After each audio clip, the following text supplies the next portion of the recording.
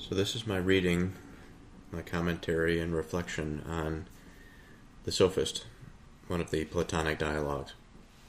This happens to be part 3. It'll be impossible to really give a good summary of where we have been, so I'm going to continue with where we are, or where we left off. If you're curious about the development of this discussion, then part 1 and part 2 are the places to go. But just for a general introduction, we are trying to find the Sophist. In fact, we're on a hunt for him. There's a conversation between two people, between Theaetetus and a visitor. This visitor has come to our city from a place that is far off. He is unknown to us. We're not even given his name. In fact, he remains the visitor. Socrates and others are observing this conversation as it unfolds. Theaetetus is one of the youths of Athenian society. So last time we talked about being and non-being, which I think we are about to get into in a little bit more detail as it relates to this dialogue. Some of the precursory thoughts and ideas and questions led me down a path of being and non-being, and it seems like it is continually unfolding. One more thing that I'd like to mention before we continue is that my general structure of this reflection and reading is that there will be a reflection after every 2 pages on the content of each page, and then I continue in that format. I'll continue that way until the dialogue is over. So I want to read sort of an introductory statement by the visitor, and then get underway with our discussion. I happen to be in the middle of interpreting the second page of the 2 that I mentioned that I read, and then give a reflection on. But this point here, I think, is somewhat of a good starting point for this episode. The visitor says,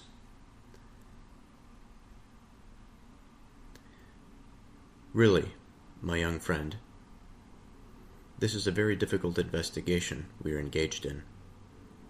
This appearing, and this seeming but not being, and this saying things, but not true things.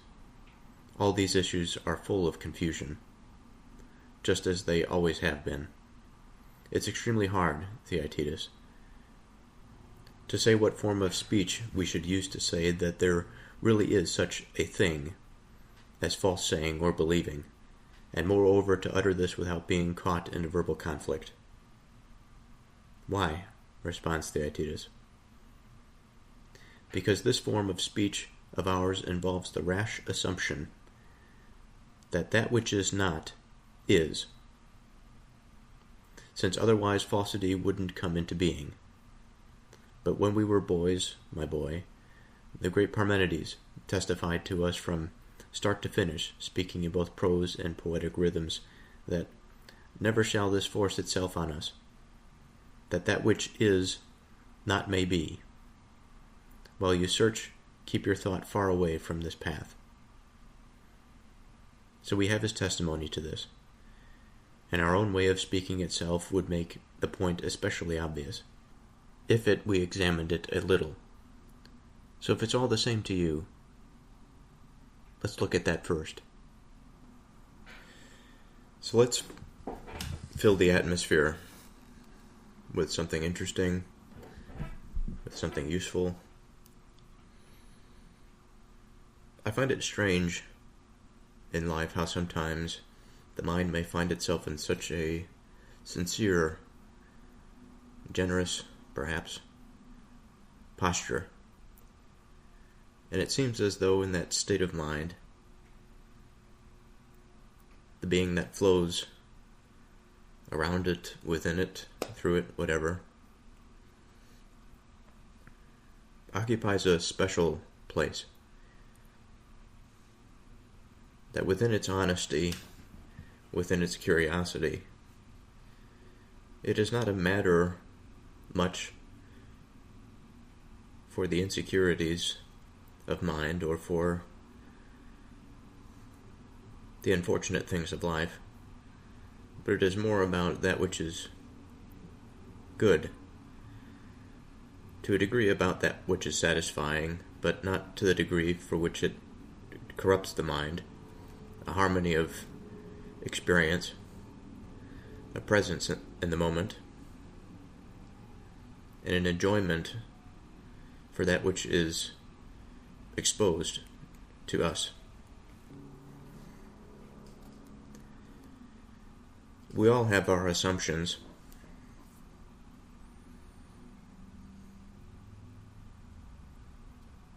We all have difficulties with life,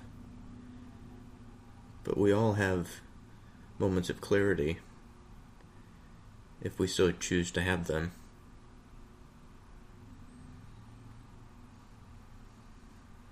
And I wonder, I'm fascinated by that which can be explicitly understood and influence one's behavior, but also that which can be, I guess, two more things, implicitly understood or implicitly embodied without explicit understanding or knowledge of. That regardless of whether or not we choose to say that we believe in something, it is a matter of experience and behavior that we do believe in something. And our behavior is largely dictated by that which we believe, known or unknown.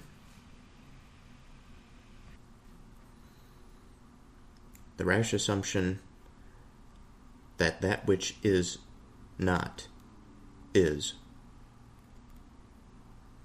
since otherwise falsity wouldn't come into being.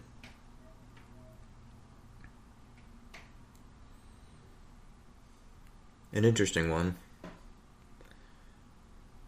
For what is something that is not?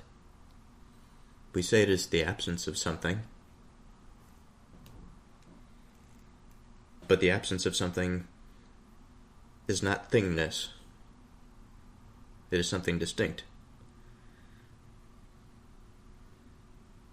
We see their relationship perhaps in a number of different ways. We can imagine their relationship in a number of different ways.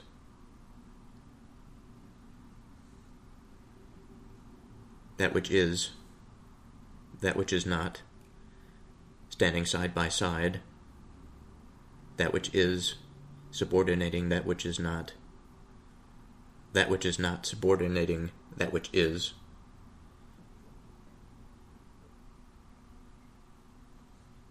There are thoughts of the absolute and thoughts of that which is temporary. And of this dimension that seems something like time, for which we can identify certain periods through which things change. In our contexts, some for the better and some for the worse. In our lives, sometimes we understand about the things and about the ways that we have erred, that we have sinned, and we have corrected them.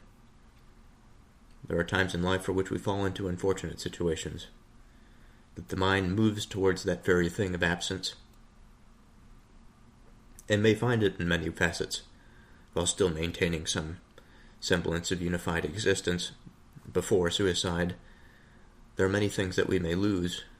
There are many things that will cease to be something that was at one time something for us, whether that be a marriage, a relationship, a certain type of love, an experience, an interaction, an ability, a type of agency. But of course, of being, there are many things that can be said, many beautiful things that can be said about my experience. As difficult sometimes as it can be, it's undeniable at what beauty there is, and also how responsible we are for finding it, for how rich of a thing it can be.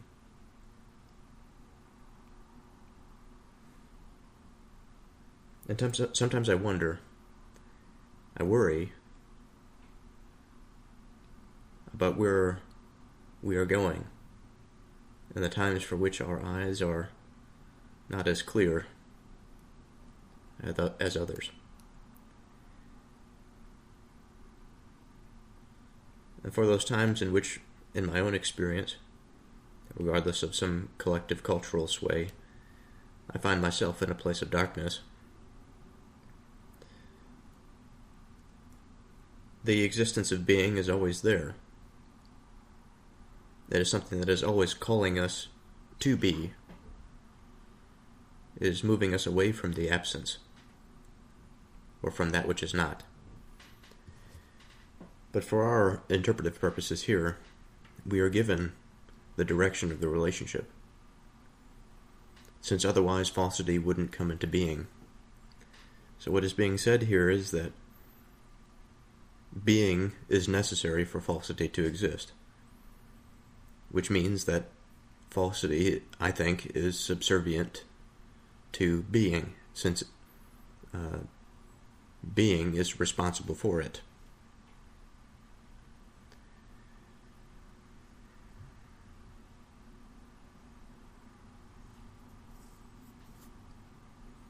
And I think we've always thought that there has been a battle between these two things. The battle between good and evil, and that goodness always wins. And this I have to agree with, but it may not be in the way that we think it does. I think that's often difficult to accept. It's difficult for me to accept, especially when I think I'm right about something, and in fact I'm completely wrong about something, and I really have to change something about the way that I see things. So I'd like to reiterate here, before we move on to Parmenides' testament, that the claim is, the assumption is, that that which is not is, since otherwise falsity wouldn't come into being. So falsity, while it occupies a place that is close to nothingness, is not something that is nothing. And what I mentioned earlier about this state of not being is that it may exist in a more of a temporal sense, maybe, in the sense that from our perspectives, as things change, they can be reduced to something that is not. For example, my grandparents, most of them, are not alive any longer. So there is an absence there. We can say that there is a degree of absence of being there, because there was a greater sense of being before. And I think we can say this regardless of what we think about the afterlife.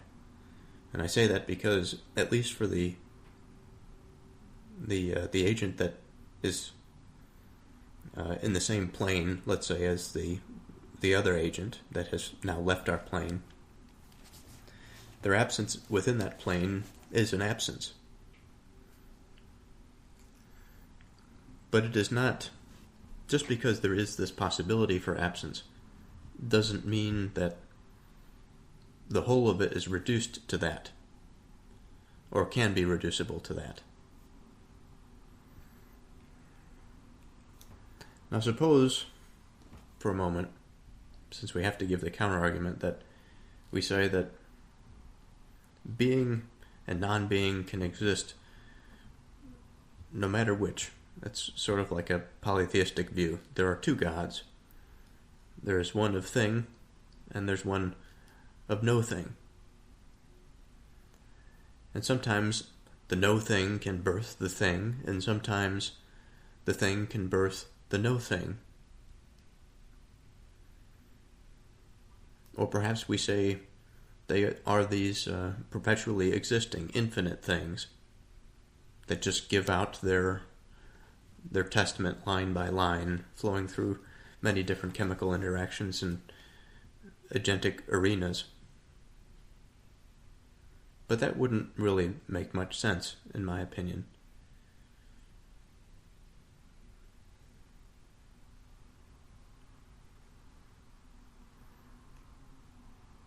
Thingness, no-thingness,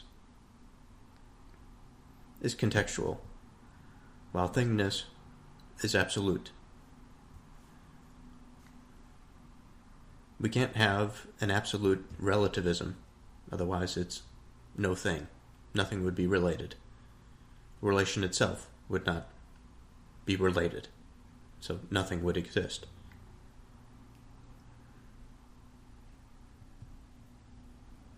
Never shall this force itself on us, says Parmenides, that which is not may be. While you search, keep your sights far away from this path. While you search. So, I wonder here about that first line, never shall this force itself on us, that which is not may be. That which is not may be.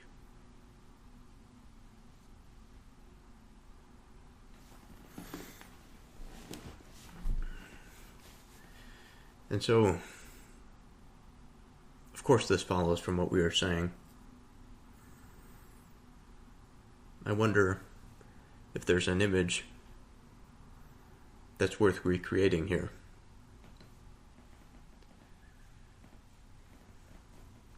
I think of a unified not, let's say nothing, a unified nothing, as the God of somebody who believes that, or as the thing itself. It doesn't seem to be reasonable to say that nothing is the cause of something.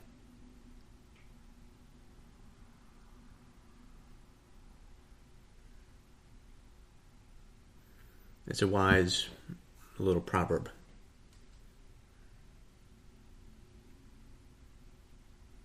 That Parmenides has for us. So we have his testimony to this. And our own way of speaking itself would make the point especially obvious if we examined it a little. So if it's all the same to you, let's look at that first.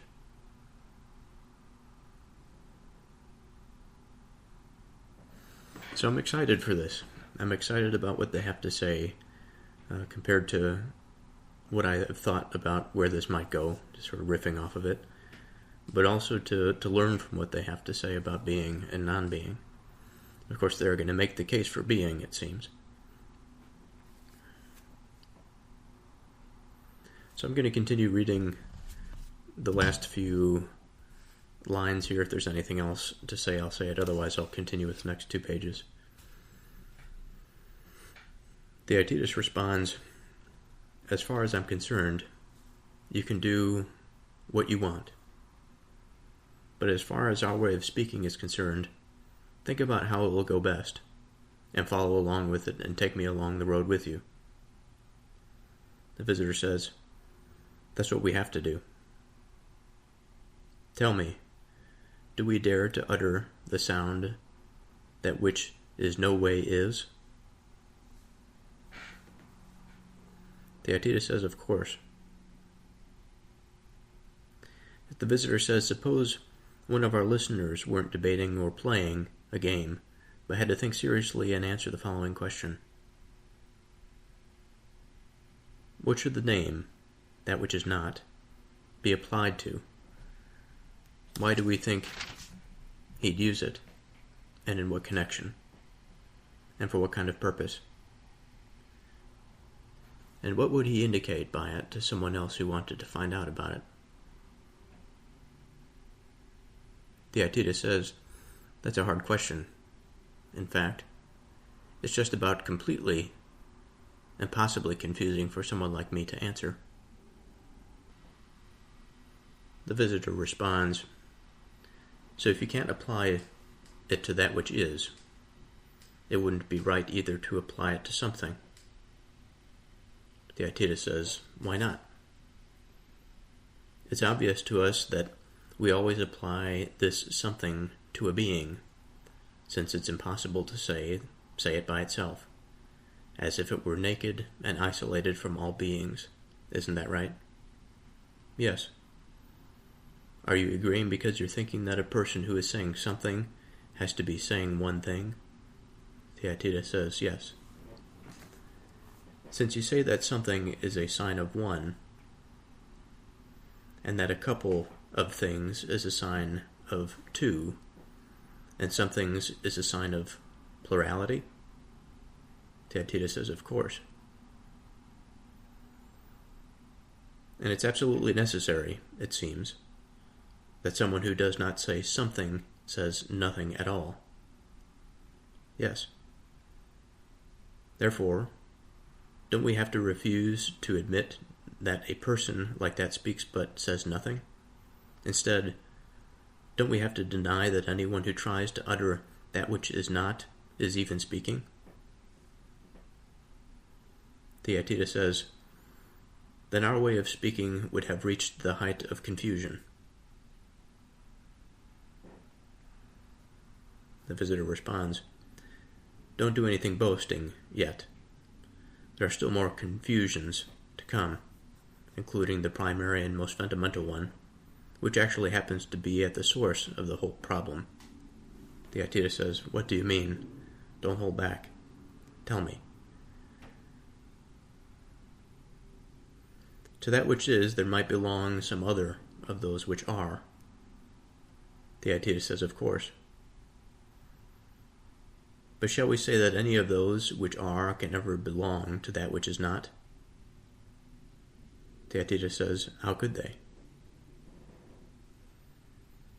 The visitor says, now then, we take all the numbers to be beings. Theaetetus says, yes. If we take anything else to be, then let's not even try to apply either plurality or number or one to that which is not.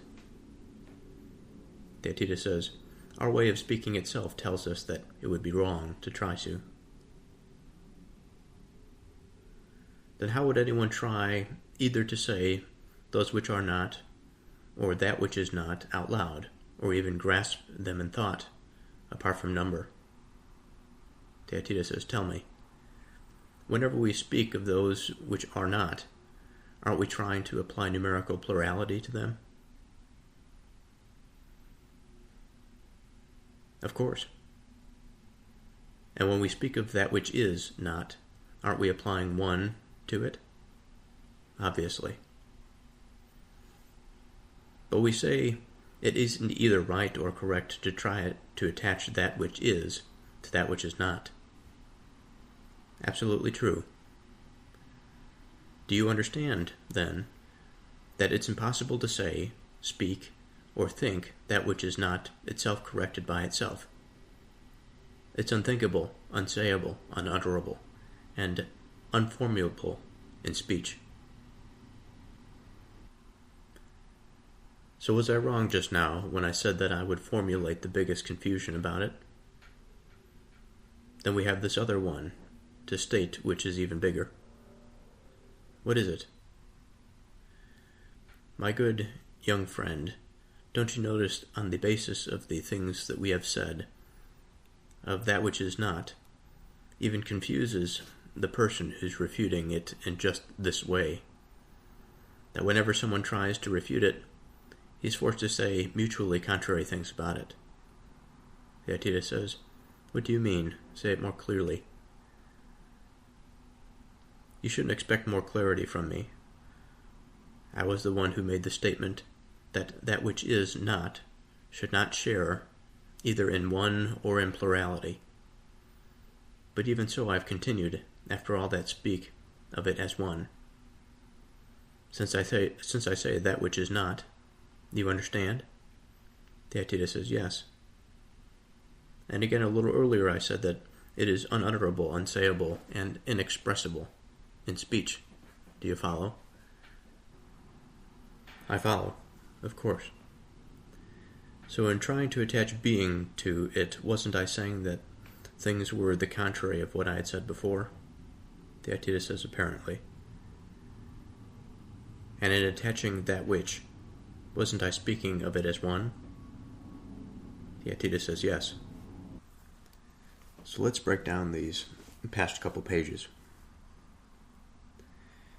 So at the outset, what we are tasked with is the question, what should the name, that which is not, be applied to?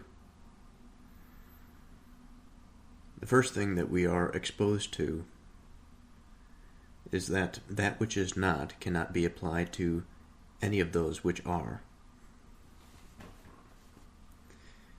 So, for whatever reason, I have a bunch of staples here. And it's obvious that because they are, I cannot say that they are not. It wouldn't make any logical sense. Now, it's interesting, this is getting a bit ahead of the pale, but we've already expressed a few ideas that are ahead of the pale. To continue on that point, initially, not more than 5 minutes ago, there was a continuous line of these staples. I'm not sure how the staples are held together. It's kind of an interesting thing. Maybe a thin sheet of glue, plastic or something, who knows. But the staples were all connected. And then as I was thinking about things and fiddling with this line of staples, they split into 3 different parts, each part containing a number of different staples within it. But now it is no longer that one thing. It is no longer that thing that I had initially started to fool around with. And so while I can say that there's an absence, I can say that of the initial identity of the thing, it is now nothing. And so, again, this nothingness, when it, sticking with our earlier belief, if it is to be subservient to that which is, it exists because of a state that altered the condition of that which is. It's transitory. It's a transjective, maybe we would call it. It is a state of the in-between. So we'll pause that there, keep that thought for the future. The visitor goes on, and he expands the statement that we cannot apply that which is not to those that are. And he says that it wouldn't be right either to apply it to something.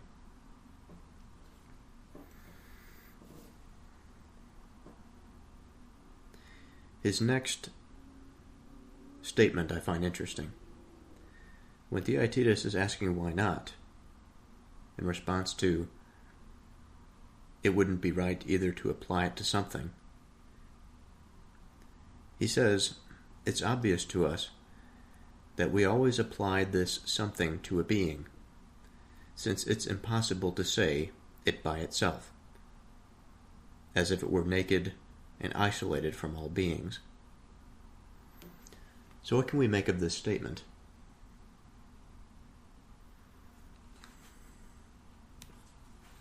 So again, the first part of this, it's obvious to us that we always apply this something to a being. I suppose we can ask the question, what is being?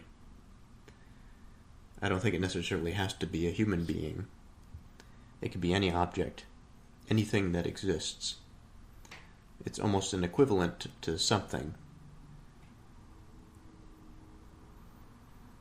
But it's hard not to consider also a being like a biological organism, a human being. And it's interesting, he doesn't say necessarily we always applied this something to being. We always applied this something to a being. So I suppose in our minds we can be thinking about a human being.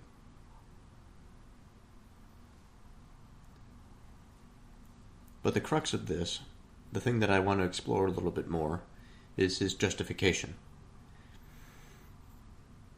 It's obvious to us that we always apply this something to a being, since it's impossible to say it by itself.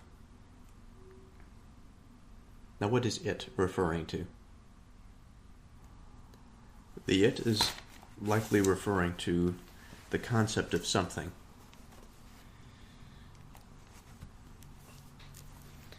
I suppose there's a way in which we can think about the it applying to being, of course. But since we are thinking about applying something to a being, it seems that we do so because it's impossible to say or to speak of that somethingness by itself. Otherwise, we wouldn't develop a relationship between something and being, as if it were naked and isolated from all beings.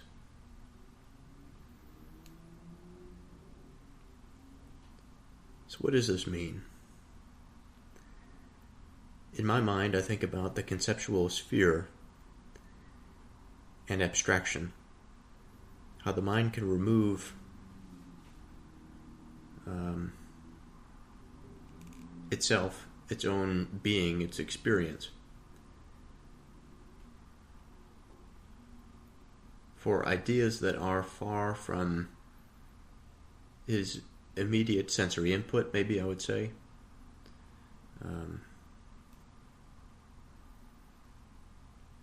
What also comes to mind is the subject-object paradigm.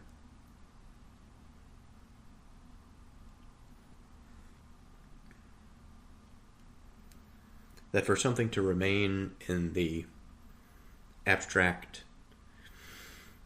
depersonalized, de-beingalized state,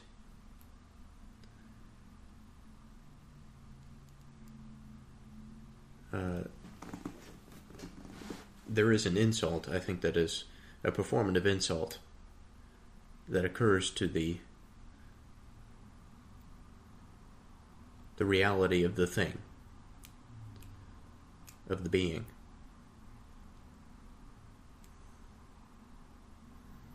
And perhaps that's a far-reaching statement, but I don't necessarily think so. What I mean by this is that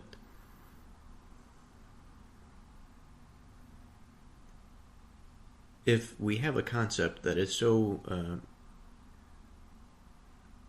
separated from our concept of reality, that we run the risk of not really understanding reality, because we're so disjointed, not unified. We don't have any place of grounding. There is no place home. There is no relative understanding of oneself or of their sort of metaphysical location.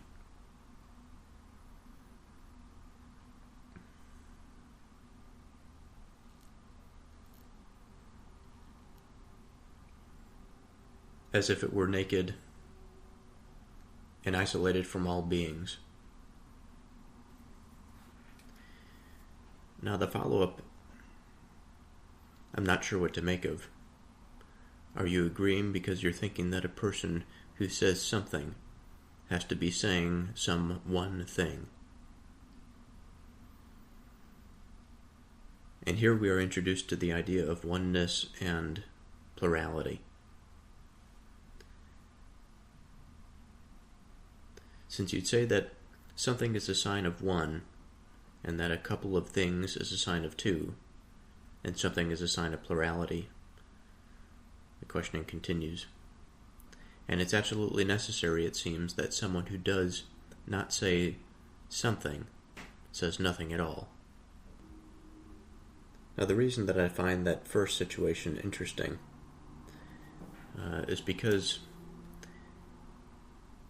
it's an interesting question to ask from where we were. you would think you would be asking more about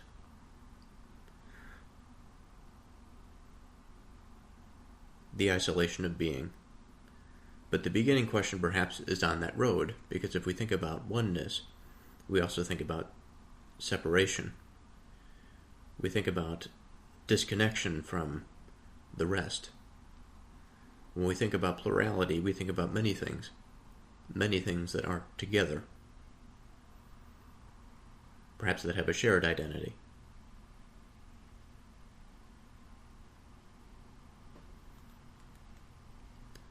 The visitor says, therefore we don't have to refuse to admit that a person like that speaks, but says nothing. Instead, don't we have to deny that anyone who tries to utter that which is not is even speaking? And here we have an interesting usage of language, I suppose. Going back a little bit when we were talking about, and it's absolutely necessary, it seems, that someone who does not say something says nothing at all. Well, it's a bit of a contradiction in terms to say nothing. Nothing's being said. So how can one say nothing? If there is nothing, there's no saying involved in that expression. But in order to identify that nothing is being said, we sort of use language in that way. Even though it's a bit incoherent, I suppose. So jumping forward again to where the visitor says, therefore don't we have to refuse to admit that a person like that speaks but says nothing? And the question is why? Why would we then refuse to admit that a person like that speaks but says nothing?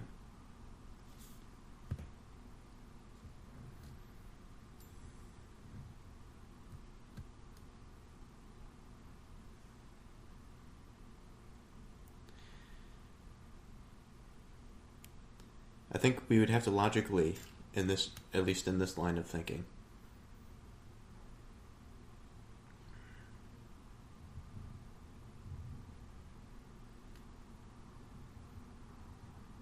that if someone who does not say something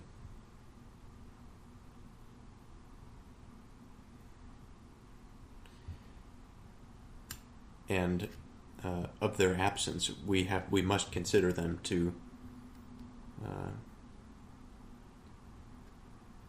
say nothing at all.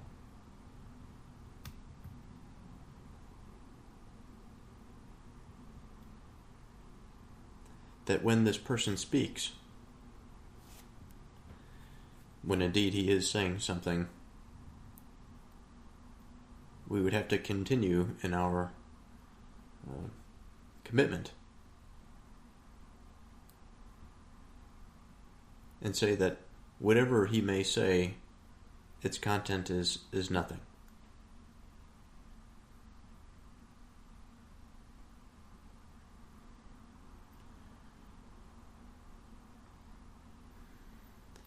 We would have to deny him speaking, I suppose. He says instead, don't we have to deny that anyone who tries to utter that which is not is even speaking? And of course this is incoherent. A person can utter the statement and be speaking. Theaetetus says then our way of speaking would have reached the height of confusion. The visitor has a funny line. He says, don't do any boasting yet.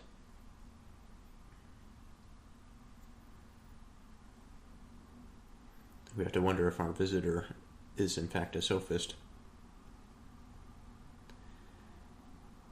There are still more confusions to come, including the primary and most fundamental one, which actually happens to be at the source of the whole problem.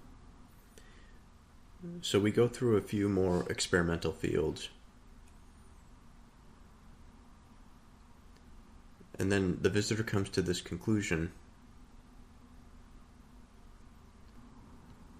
by saying that it's impossible to say, speak, or think that which is not itself correctly by itself.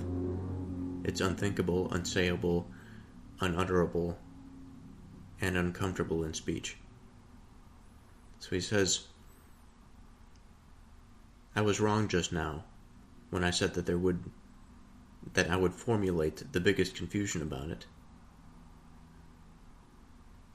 When we have this other one, which is even bigger.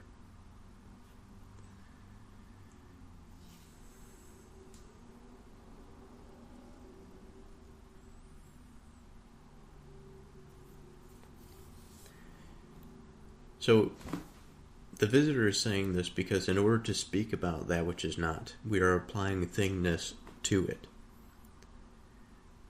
But again, given my frame, I'm saying that it is that which is not, or the conception of absence or nothingness, is interwoven in the intermediary, in a phase change or phase shift. It is not something that is stable by itself. But just because it's not stable by itself doesn't mean that we can't speak of it, because it is something that is a part of our experience. The visitor says, the statement, that which is not, should not share either in one or in plurality. But even so I've continued after all that to speak of it as one, since I say, that which is not. So I'm debating here whether or not to say something more substantial, or do the work to say something more substantial, or to continue on reading. Because it seems at this point, while we have our formulation, they are continuing to go through this process of formulating about the difficulty of attributing being to nothing, and of finding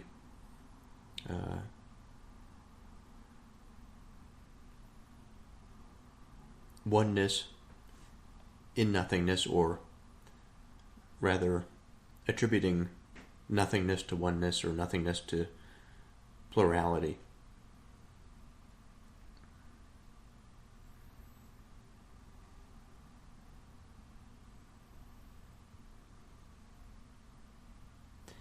I suppose a couple more thoughts might be useful or worthwhile, an exercise.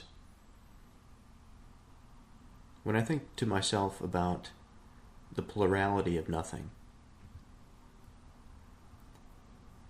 despite the statement in and of itself being difficult for the obvious reasons that we've mentioned that are laid out by the visitor. But again, if we think about it in the contextual sphere, whereas there may be some past event that has occurred that we know to have existed but no longer continues, we could say that absence is a degree of nothingness. We can also say that in the conceptual landscape, in the dialogue of mind, as we think about things, we can think about something concrete and then remove it. We can think about the absence of something as being the cause to something. And in that sense of absence and its cause of something, there is this bizarre thingness that's associated to nothingness. But just because we say that there may be thingness associated to nothingness doesn't mean it's not true, or we have to absolutely say that it is impossible. And we do this, again, by expanding out a little bit. If we say that the light of the mind has not found that relationship to whatever this thing is that we call nothingness, then we have to turn the light on. And we look back at the arm that's attached to it, and we find that whatever brings about a state of nothingness is something that has a being to it. And that if nothingness is to be, It is to be identified in its change, perhaps, or in its maybe relative observation, because in this context, the way that I'm identifying it is from the point of view of an observer. So I want to continue reading this dialogue. The visitor says, and also in speaking of it as something inexpressible in speech, unsayable and unutterable, I was speaking of it as one thing. Of course. But we say that if someone speaks correctly, he shouldn't definitely fix it as either one or plural. He shouldn't even call it at all, since even calling it by that label, he'd be addressing it by means of the form one.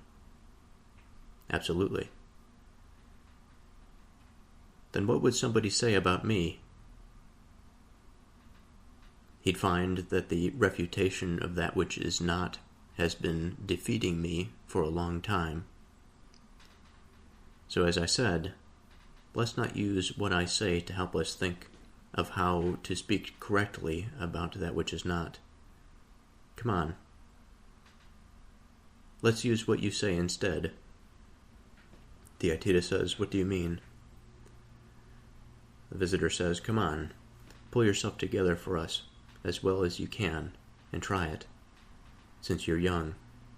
Try to say something correct about that which is not, without attaching either being, one, or numerical plurality to it. Theaetetus says, I'd have to have a strangely large amount of enthusiasm for the project to try it myself, after seeing what you've gone through. Well, let's give up on both you and me, if you prefer. But until we meet someone who can do it, let's say that the Sophist has stopped at nothing. He's escaped down into an inaccessible confusion. He certainly seems to have. So if we say he has some expertise in appearance making, it will be easy for him to grab hold of our use of words and, in return, and twist our words in the contrary direction. Whenever we call him a copymaker, he'll ask us what in the world we mean by a copy. We need to think. Theaetetus, about how to answer the young man's question. Obviously, we'll say we mean copies in water and mirrors, and also copies that are drawn and stamped and everything else like that. The visitor says, evidently, Theaetetus, you haven't seen a sophist. Why do you say that? He'll seem to you to have his eyes shut, or else not to have any eyes at all. How? He'll laugh at what you say when you answer him that way, with talk about things in mirrors or sculptures, and when you speak to him as if he could see, he'll pretend he doesn't know about mirrors or water or even sight. And he'll put his question to you only in terms of words. What sorts of questions? He'll ask about what runs through all those things which you call many, but which you thought you should call by one name, copy, to cover them all, as if they were all one thing. Say something, then, and defend yourself, and don't give any ground to him. Theaetetus says, what in the world would we say a copy is, sir, except something that is made similar to a true thing, and is another thing that's like it? The visitor says, you're saying it's another true thing like it? What do you mean, like it? Not that it's true at all, but that it resembles the true thing. The visitor says, meaning by true, really being? Yes.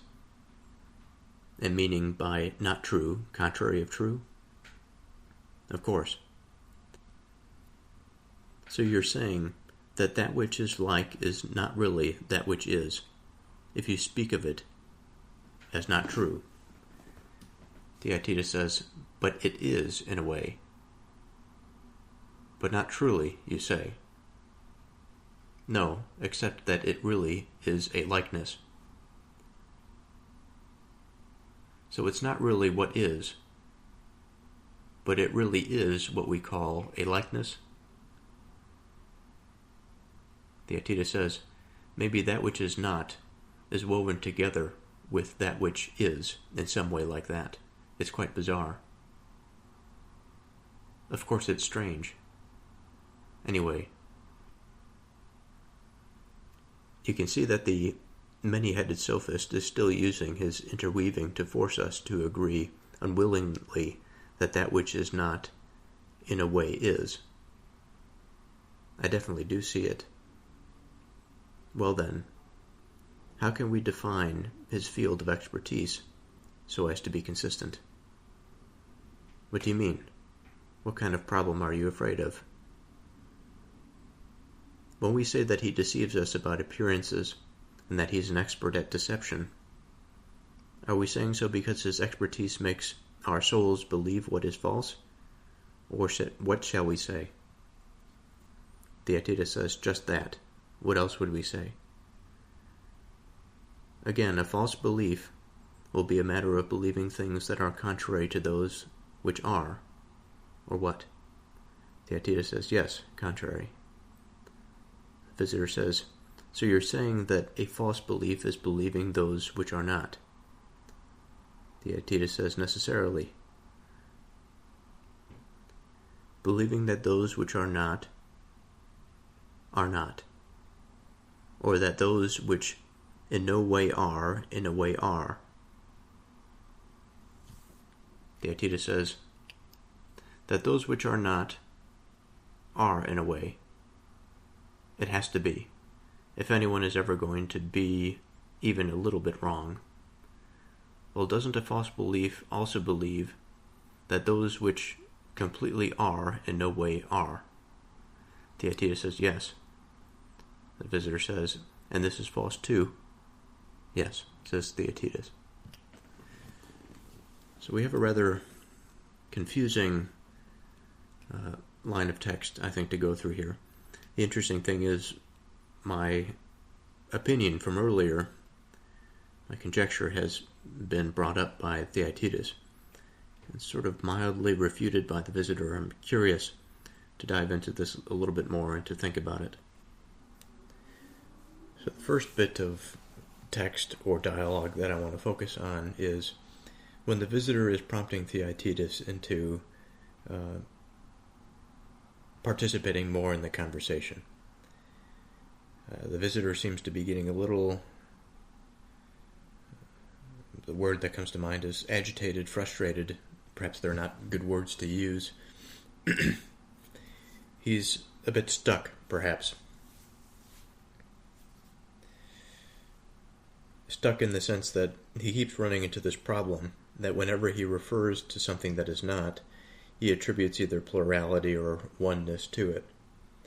And because he is attributing that to it, he's attributing thingness to no thingness. And that seems to be an inherent contradiction. So he calls upon Theaetetus, and he asks him to say something that is correct about that which is not, without attaching either being, one, or numerical plurality to it. So I think the first question here is, should we even be down this road to begin with? Now, I can go down that already traversed path in which we can say that nothing or non-being is contextual. We could say that it is relative or that it exists subservient to being.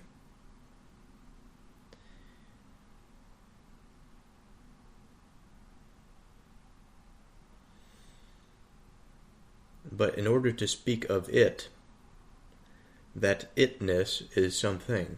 So it must have an identity. It must be able to be identified.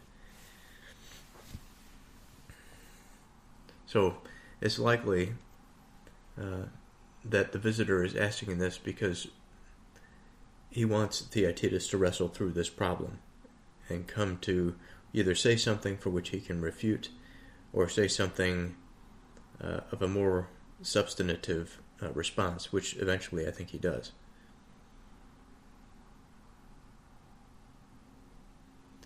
Theaetetus responds, "I'd have to have a strangely large amount of enthusiasm for the project to try it myself after seeing what you've gone through." Theaetetus is understanding the difficulty of the problem, and he's a bit hesitant about saying anything about it. So what this leads to, narratively or imagistically, when we refer back to our original narrative of going on the hunt for the Sophist, it appears that the Sophist has slipped from us. He has gone down a crevice that is difficult for us to follow. In the words of the visitor, he's escaped down into inaccessible confusion.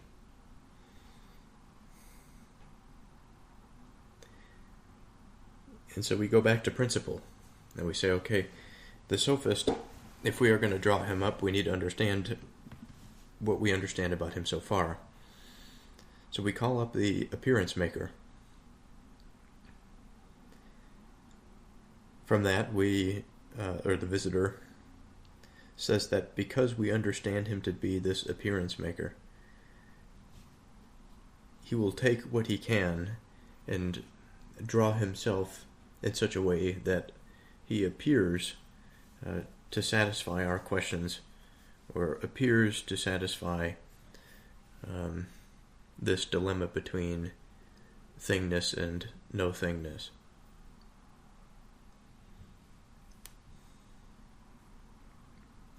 On the other hand, or in a similar manner, if we call him a copy maker, then like a child he'll just shut his eyes. He'll say, "I don't understand what that means."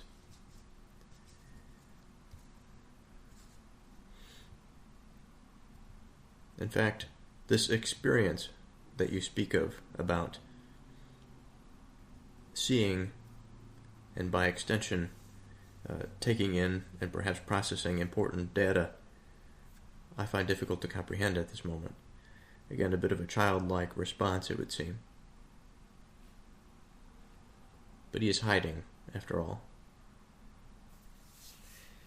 So the visitor takes on the part of the Sophist in a couple of ways. He explicitly verbalizes the response of the Sophist.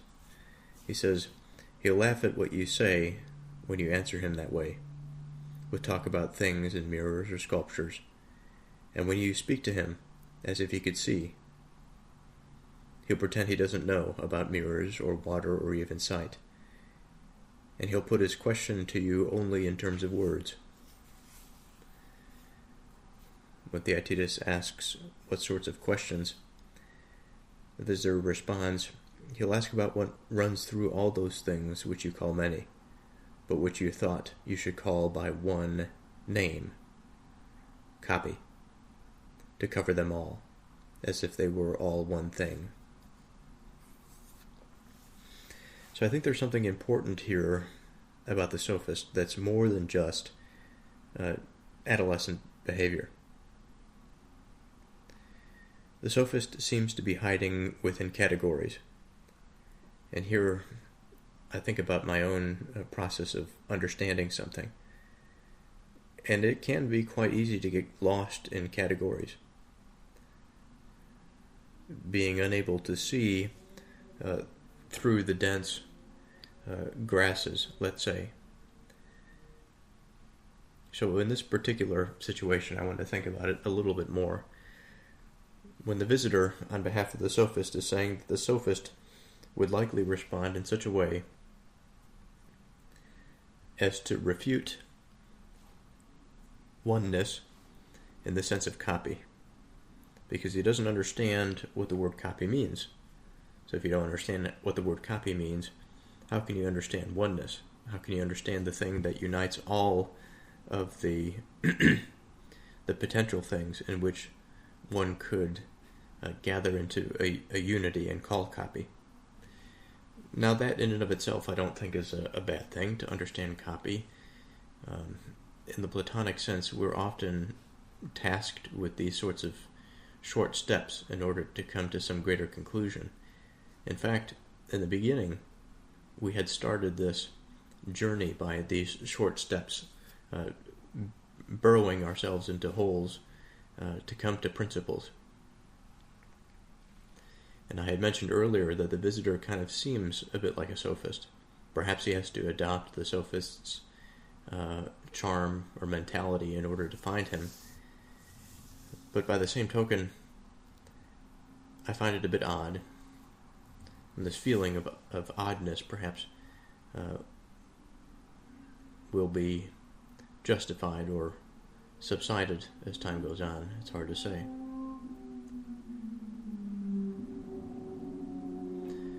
So the visitor is now asking Theaetetus to defend himself against this questioning or behavior on the part of the sophist. Theaetetus responds with a bit of uncertainty. He's not really sure what a copy is himself. And he says, except something that's made similar to a true thing and is another thing that is like it. And so from this, we go down into the sort of the line of thinking that I had earlier, in the sense that if one is to make a copy of something, Theaetetus says that the original is the thing that is most true, and the reflections or the copy of the thing that is most true is a resemblance.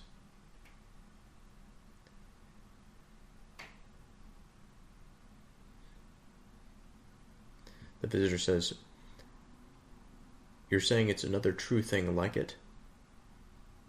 Or what do you mean like it by like it?" Theaetetus says, "Not that it's true at all, but it resembles the true thing." And now here, perhaps in my thinking I wouldn't go there, because if we're making a copy of something, the definition of true here has been altered a little bit. Now, truth is now contextual, because if we say that something that is true fulfills the purpose that it intends, I could make a copy of a piece of paper. It can have all of the same information as the original piece of paper, but still satisfy the purpose that it was meant to convey. Or in their day, we can say that a sculpture can be copied, or the form of a person can be copied. Of course, there are things that are lost about the original in the sense of the sculpture. And perhaps the exactness of copy in the modern analogy doesn't really is unfair, but there is a likeness that is true when it comes to the copy. But there's also difference that I think limits the totality of that which is true about the original thing. Again, like if we are thinking of an individual versus a sculpture of that individual. So the visitor says, "So you're saying that that which is like is not really that which is, if you speak of it as not true." Then Theaetetus, I think, correctly recognizes, but it is in a way. The visitor says, "But not truly, you say." "No, except that it really is a likeness." So it's not really what is, but it really is what we call a likeness. Then Theaetetus says, "Maybe that which is not is woven together with that which is in some way like that." It's quite bizarre. The visitor says, of course, it's strange. Anyway, you can see that the many-headed sophist is still using this interweaving force to force us to agree unwillingly that that which is not, in a way, is. So here is the difficulty, because we have finally established a nuanced perspective of this interwoven nature between that which is and that which is not.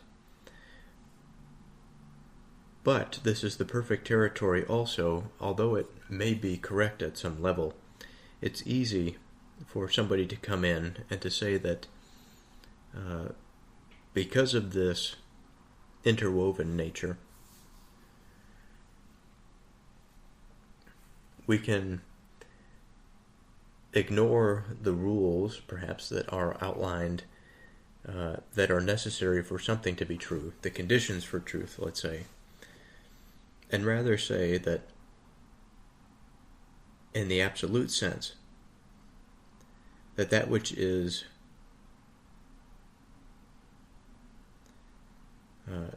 not is something that can be identified.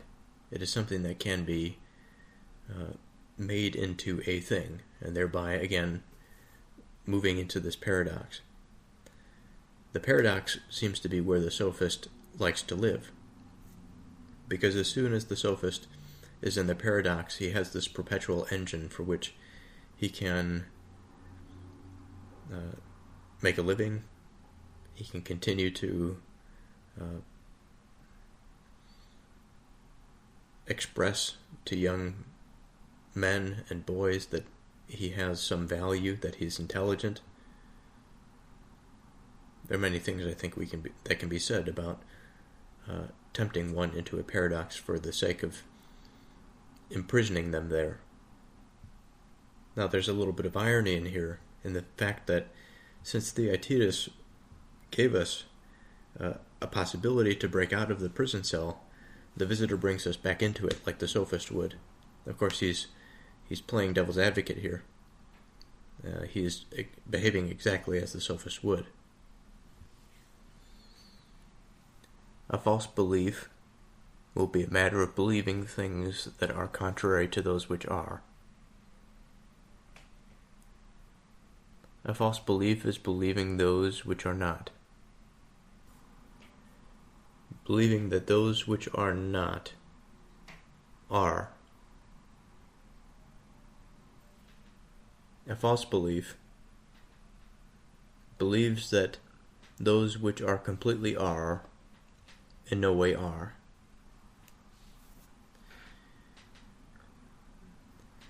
So this true and false discussion I find interesting.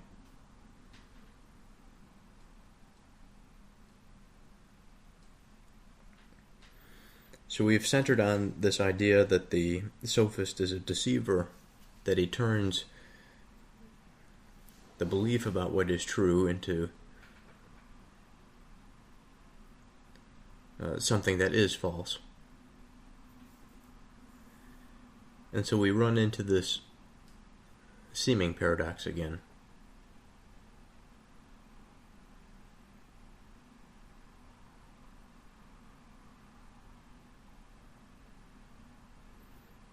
And so there is this belief in the thingness of that which is not. And this is exactly what we're trying to avoid, identifying nothing as being something. So I would like to continue with the reading. I'm going to back up a little bit to give us a little bit more context as we enter into the next couple pages here. So starting with the visitor. So you're saying that a false belief is believing those which are not. Theaetetus responds, necessarily. Believing that those which are not, or that those which in no way are, in a way are. Theaetetus says that those which are not are in a way. It has to be. If anyone is ever going to be even a little bit wrong.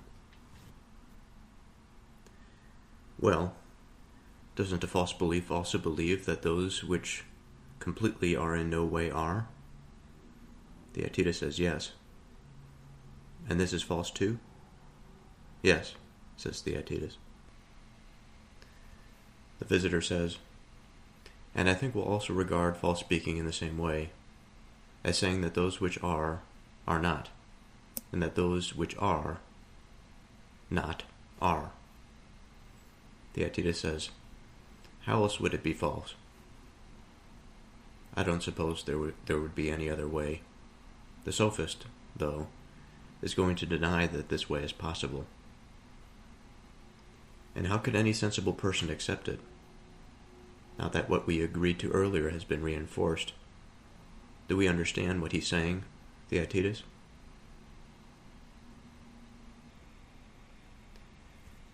How could we not understand that when we dare to say that falsity is in beliefs and words contain falsity, we are saying what is contrary to what we said just before? We are forced to attach that which is to that which is not, even though we agreed just now that that's completely impossible. Your memory is correct, but think about what we need to do about the Sophist. You see how many and easily available his supply of objections and confusions is if we assume, as we search for him, that he's an expert at cheating and falsehood making. Definitely. He's got a practically infinite supply of them, and we've gone through only a small fraction. Theaetetus responds, if so, then it seems it would be impossible to catch him. What, then? Are we going to go soft and give up? I say we shouldn't, if there's even the smallest chance that we can catch him.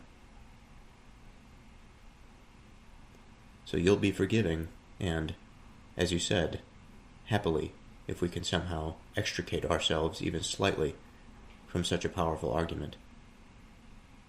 Of course. Then I've got something even more urgent to request. What? Not to think that I'm turning into some kind of patricide. What do you mean? In order to defend ourselves, we are going to have to subject Father Parmenides' saying to further examination, and insist, by brute force, both that that which is not somehow is, and then again that that which is somehow is not. Theaetetus says, it does seem that in what we are going to say, we'll to have to fight through that issue. The visitor says, that's obvious even to a blind man, as they say. We'll never be able to avoid having to make ourselves ridiculous by saying conflicting things whenever we talk about false statements and beliefs, either as copies or likenesses, or imitations or appearances, or about whatever sorts of expertise there are concerning those things, unless, that is, we either refute Parmenides' claims, or else agree to accept them. That's true. So that's why we have to be bold enough to attack what our Father says. Or, if fear keeps us from doing that, then we'll have to leave it alone completely.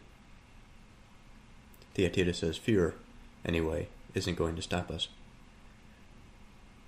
Well then, I've got a third thing to ask you, something small. Just tell me what it is.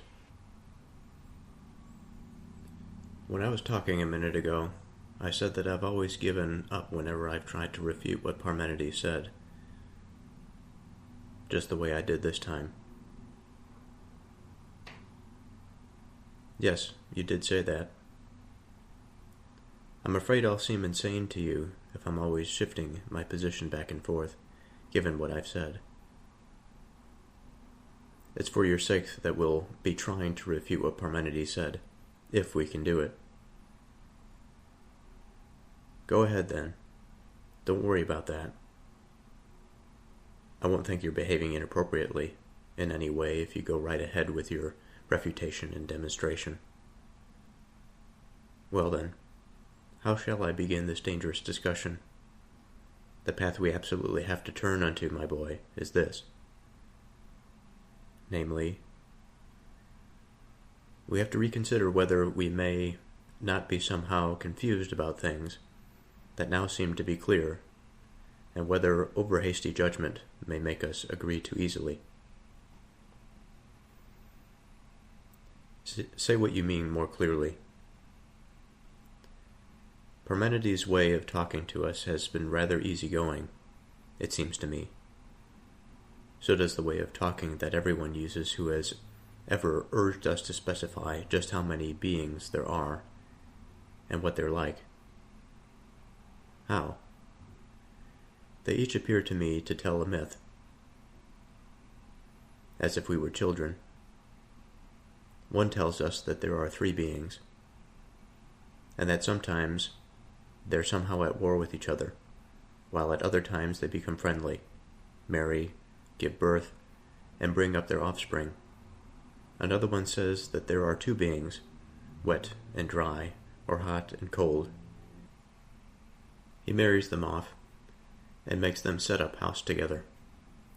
And our Eleatic tribe, starting from Xenophanes, and even people before him, tell us their myth on the assumption that what they call all things are just one. Later on, some Ionian and Sicilian muses both had the idea that it was safer to weave the 2 views together. They say that that which is both many and one, and is bound by both hatred and friendship. According to the terser of these muses, in being taken apart, they are brought together.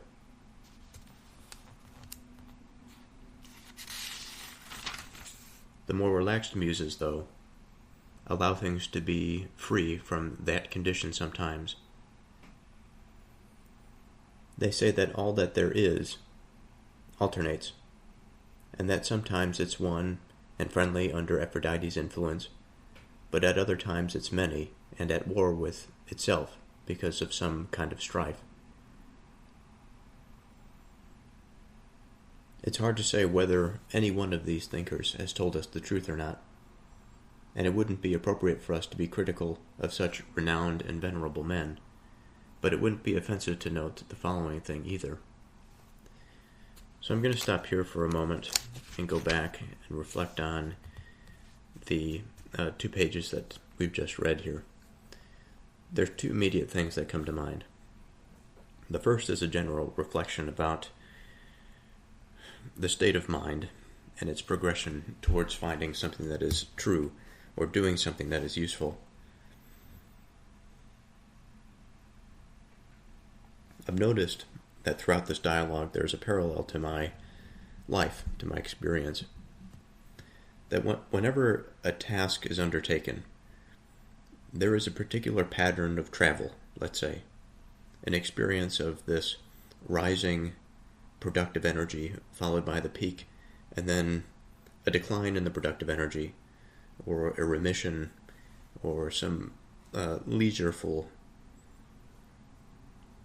experience such that the energy required for another one of these inclinations and productive periods can be facilitated. I noticed that in terms of my projects that I've started for work, that large projects often require small steps, but they are based on large and lofty ideas. And sometimes the loftiness of an idea can be disheartening.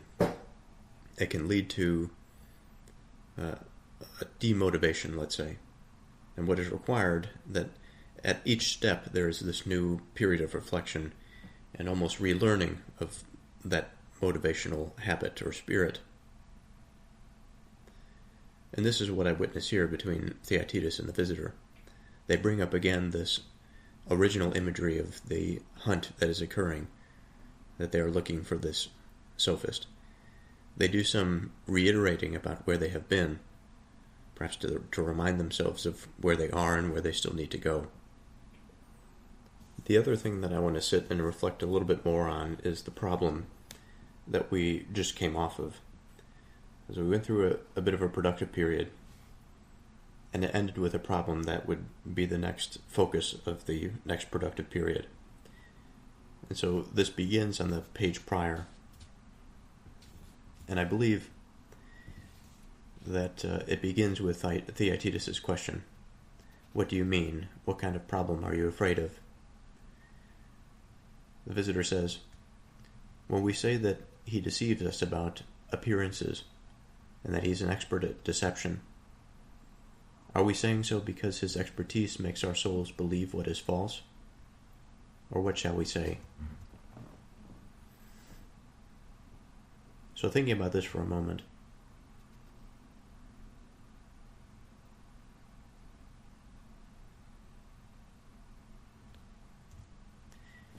now there's two ways in which we can see the expertise. We can think about the person who has an expertise in something. We can think about a doctor, for example. We go and we have this belief and institutional trust in these people. And when we go there, we have faith and understanding that these people have our best interest in mind. And often they do. It's part of the reason that we have these beliefs in the first place. And I think it's easy to go along with anything that a perceived expert says because they are an expert. They know better than we do to some degree. And it's easy to fall into the trap of not thinking for oneself when exposed to such an expert. And again, there's difficulties there. I will not deny that. But in order for somebody to really understand a problem, it's important that I think they sacrifice that idea of the expert, because they are certainly capable of understanding something, even though it may take them a long time. Or perhaps it takes some effort on the part of the perceived expert to help them understand it. And in our case, since the visitor has been role-playing as the sophist, I think it has been useful to have his voice to experiment against.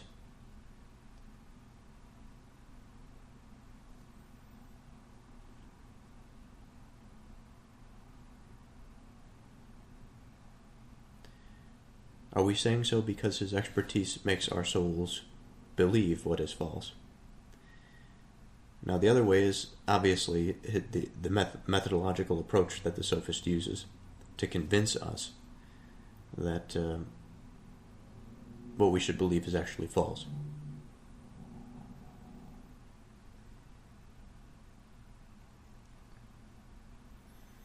The visitor follows up and he says again, a false belief will be a matter of believing things that are contrary to those which are, or what? So again, we have this defining of a false belief. Believing things that are contrary to those which are.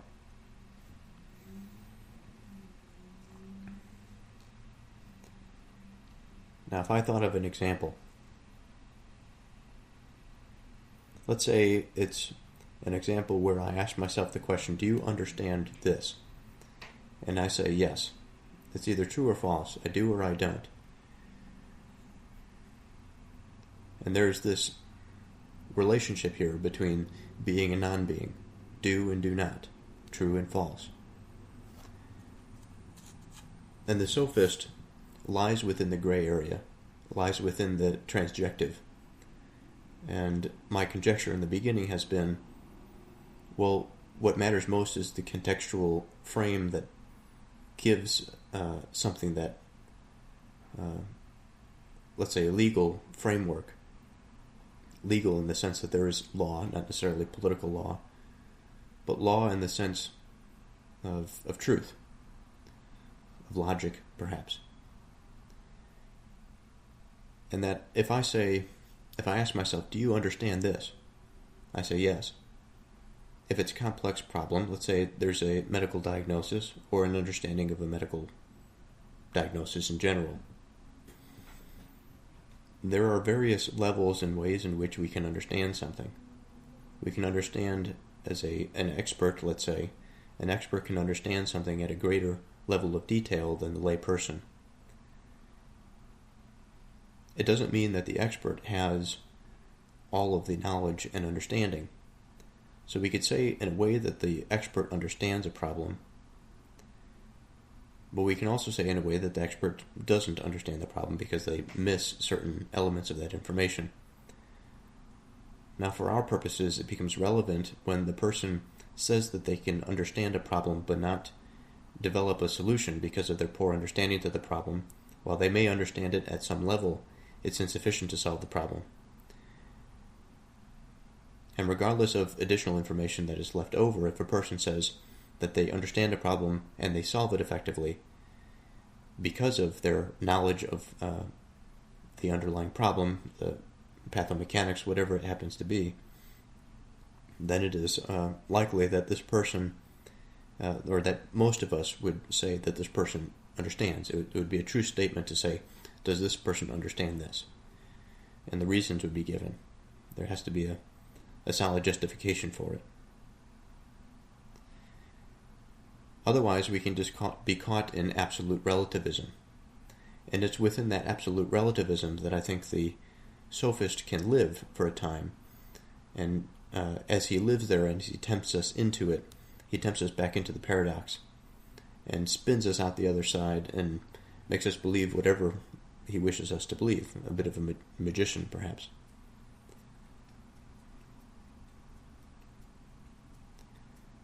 A false belief will be a matter of believing things that are contrary to those which are.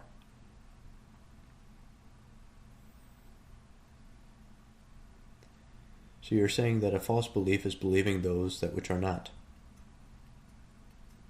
Now I'm just reading the visitor's statements here.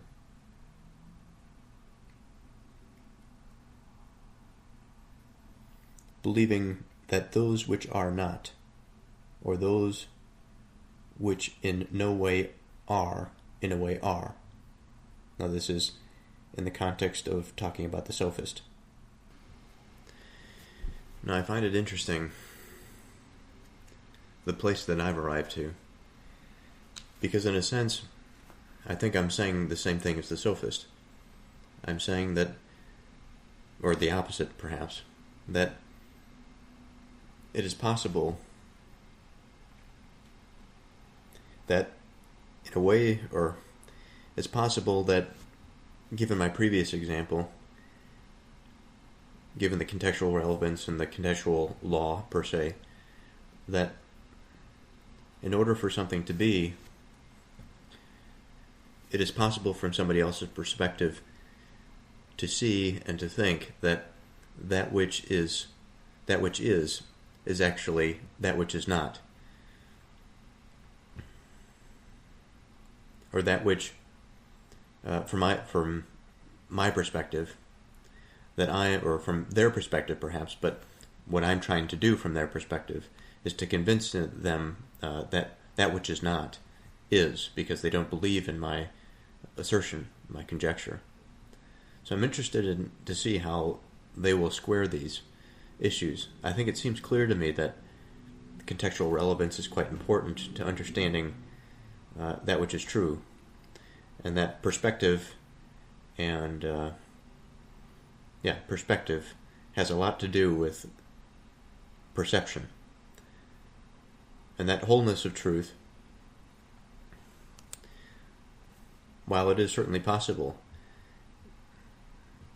and while we may be limited, while we are limited in seeing the totality of all information that would convince us that something is true,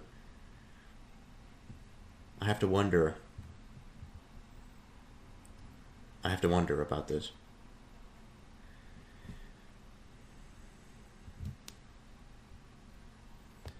Again, Theaetetus, though those which are not are in a way, in response to the visitor's question, that those which are not are in a way.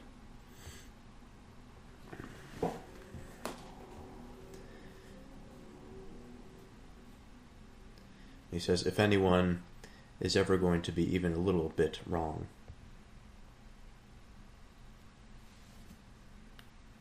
Well, doesn't a false belief also believe that those which completely are and no way are.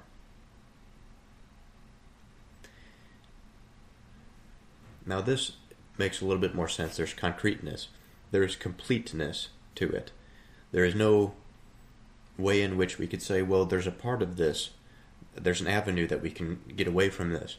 And under this condition, this can be true.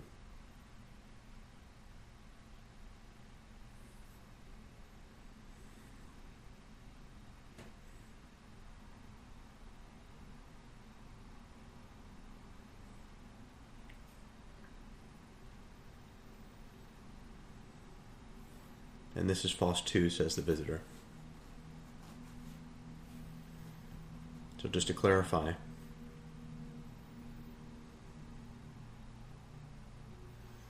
when the visitor says, doesn't a false belief also believe that those which are completely are and no way are?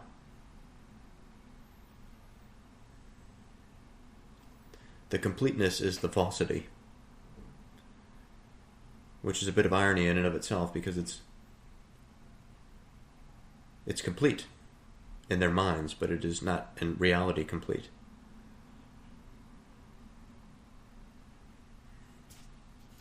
A difficult matter.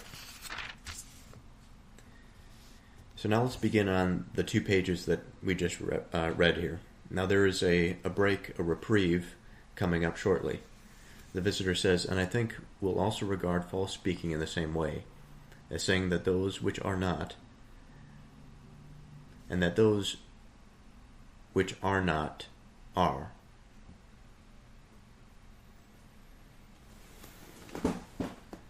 And so I like to say this in slightly different language, so that I can try and describe exactly where, describe to myself where my thoughts are at. So, false speaking, always a difficult matter. I was thinking about this earlier today, actually. When it comes to the matters of behavior and of mind and of personal growth, it is the desire of somebody, I think, that wants to do good, to try and improve upon themselves. But when they find themselves into falsity, and they are so unaware of it, I think it serves us, it can serve us quite poorly if we lack the epistemological humility to say that even in certainty there's perhaps something that we don't know which would alter our perspective. And living in such a way requires a degree of skepticism.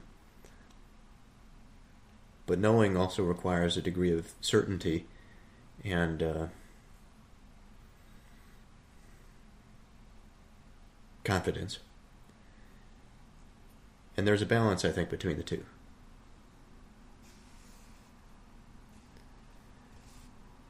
As saying that those which are not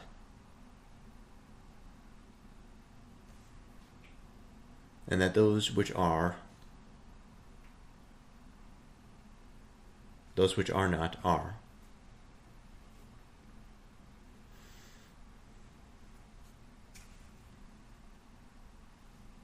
So this is when we get into our reprieve.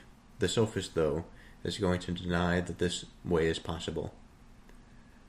And how could any sensible person accept it, now that what we have agreed to earlier has been reinforced? Do we understand what he's saying, Theaetetus? And Theaetetus brings up the point, I think, that really causes the reprieve. He says, how could we not understand that when we dare to say that falsity is in beliefs and words contain falsity, we are saying what is contrary to what we just said before? Now let's pause there for a second. Now I think it's reasonable to say that falsity, let's say as a hyperobject or a concept, maybe not hyperobject, but concept, is something that exists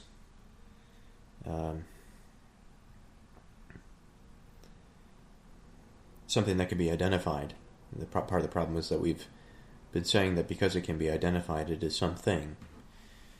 And because it exists in our beliefs, it exists in our words, we have to associate it with other things that exist in our language and our beliefs, which is truth.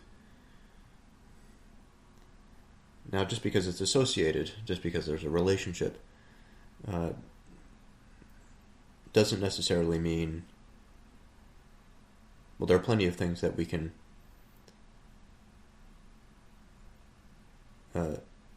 surmise about the relationship between that which is and that which is not. I think that there are certainly relationships that between that which is and that which is not will not lead to the fulfillment of truth, let's say. Maybe that which is not wins over that which is in a particular situation. I'm being a bit vague here, but necessarily so.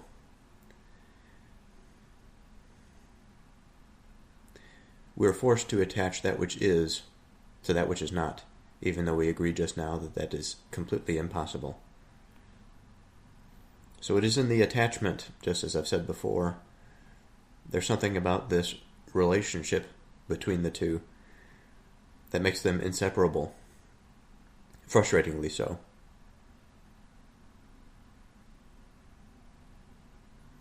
And so the visitor brings up the Sophist again.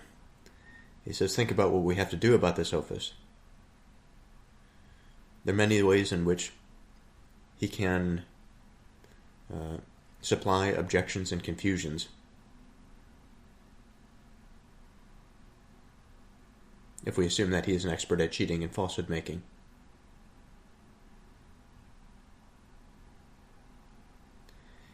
And the interesting thing is the infinite supply compared to the small fraction. The small fraction on the part of the visitor in Theaetetus, I think, is a small fraction because it limits the argument to understanding that which is true for the sake of being true, and that which is false for the sake of being false, whereas the Sophist cannot do so. He may have an expertise and bring somebody to a certain degree of understanding, but at a certain point, his lack of honesty or his desire to subvert for his own purposes will cause him to make a judgment that is incorrect. And so we see an immediate moral dimension to this. So my apologies, but today is a new day, and like usual, a new day brings new thoughts. It happens to be the evening at my time of speaking, after work, and while these periods afford a particular state of mind,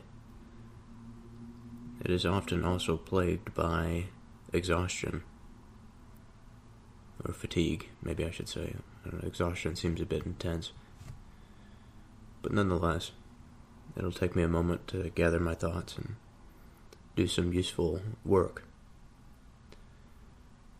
So from what I remember, I was just getting into this double-page reflection. We are going back to Parmenides' saying to examine it in further detail. To insist by brute force both that that which is not somehow is, and then again, that which is somehow is not.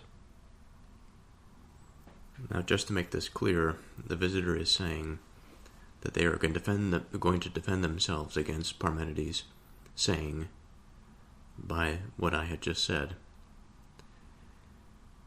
Now, most of the 2 pages here are wound up in our reprieve, that we are beginning to build back up into something that is more substantial, that we have found Parmenides, and we think that there must be something about his saying that we have to examine a little bit farther. Now, for a moment, I want to go back and read what Parmenides' saying was.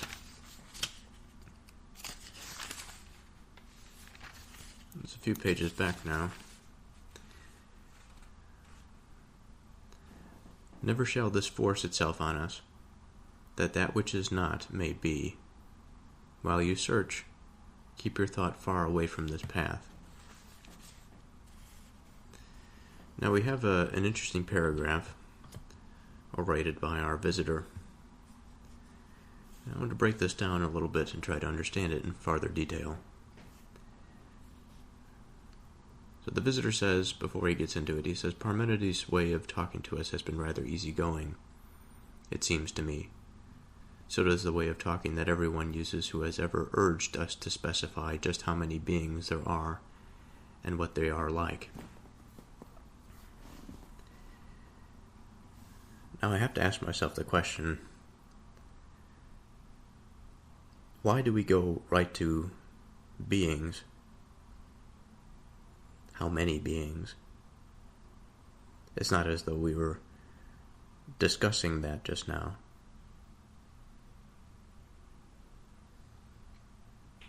So we're introduced to a topic of talking about being. Being, I think, is a complex topic, a difficult thing to define. There's a way in which we can think of being as a part of what we've been talking about, that which is. That to be is to be a part of that thingness category. A being can also have the connotation of being an agent, of being a biological organism that has some purpose, some direction to it, the human being included.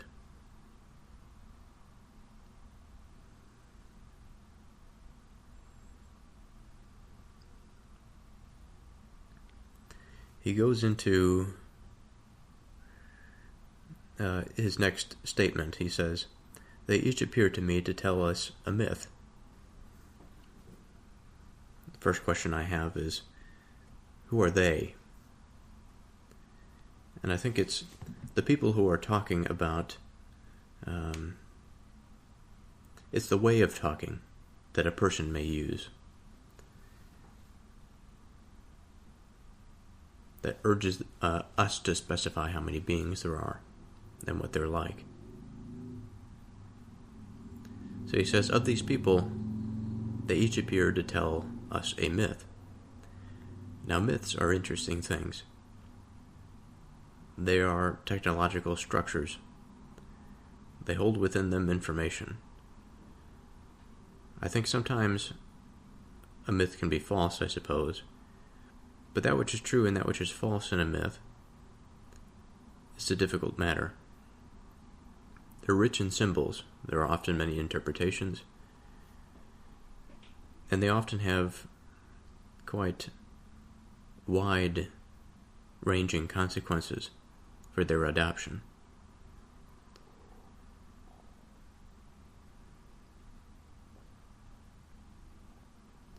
They each appear to me to tell us a myth, as if we were children. One tells us that there are 3 beings, and that sometimes they're somehow at war with each other, while at other times they become friendly, marry, give birth, and bring up their offspring.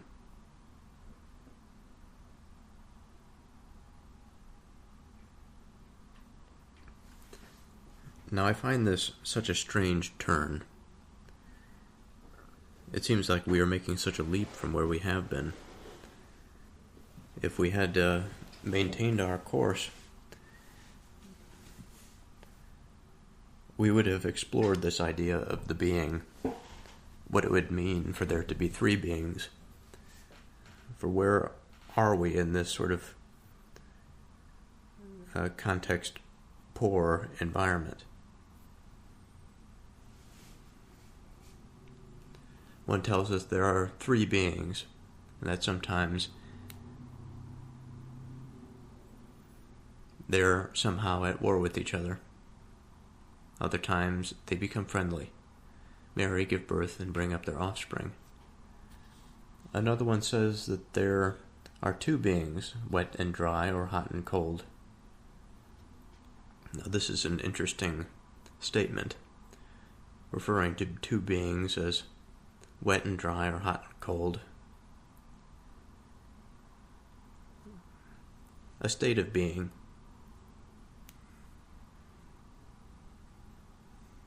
A principle.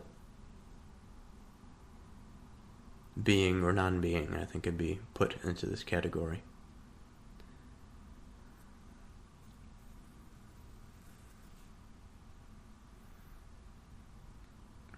But the way in which this word being is used, I find interesting. It would seem that in this context, the word being is more of that of existence, that of something rather than nothing. But I can't find myself to draw myself too far away from that idea of being, which is on the nature or essence of a person, or of living and life. We can say of objects that are not biological that they exist, and so there's a being in that sense. But the fundamental contrast between that and that which is living is vast, I think. Without getting too caught into some relativistic explanation of why that may not be the case, I wish to maintain that. Wet and dry, or hot and cold. This is something that I need to think about in a little bit more detail. So let's take wet and dry. Let's take small steps. If I pour water on the table, and I look at these two conditions, they seem to be opposite of one another. And within that opposite,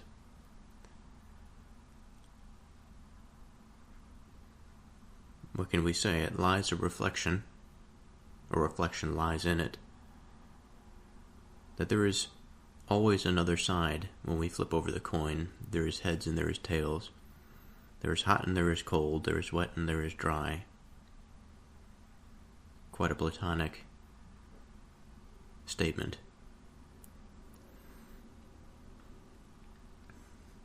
But these two beings, the thing that we see, the thing that we observe, and its opposite always existing, to have this at the center of the myth, it places the mind, or it requires of the mind, such a task. Because, of course, if we expand this out, we have to imagine, in the divine sense, that there is a God of being and there's a God of non-being.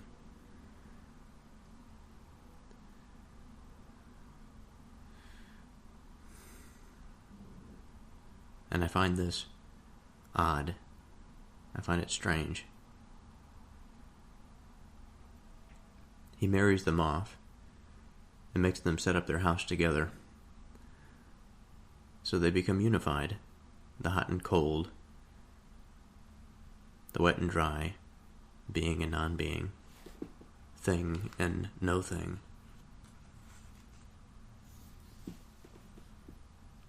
And our Eleatic tribe, starting from Xenophanes, and even people before him, tell us their myth on the assumption that what they call all things are just one. So I'm going to take a little bit of a detour and talk about the Eleatic tribe again.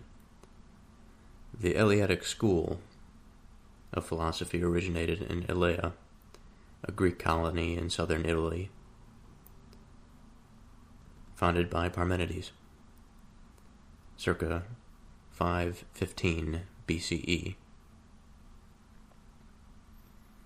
and continued by Zeno of Elea, and later Melissus of Samos. They were known as the Eleatic philosophers. And here we have their distinction of tribe. So they have the doctrinal affiliation, philosophical kinship. So their core doctrines are that being is, non-being is not. Reality is one, unchanging, indivisible, and eternal. Change, multiplicity, and becoming are illusions. So the foundational myth, rather than having mythic gods or heroes as their cultural foundation, the Eleatics have a rational myth, a vision of pure, unchanging being. As in Parmenides' poem, the philosopher-poet is taken in a chariot to the house of a goddess who reveals the two paths. The way of truth, being is and cannot be. The way of opinion, being is and is not, which leads to error and illusion.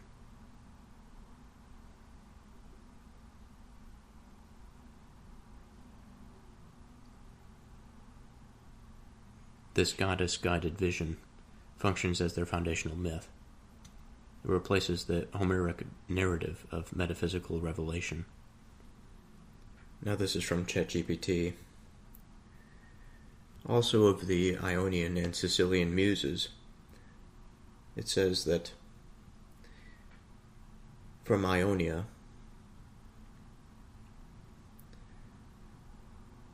the association is natural philosophy, empirical inquiry. Heraclitus,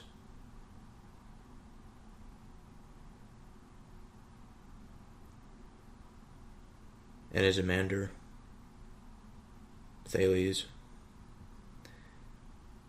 Sicilian muses, rhetoric, sophistry,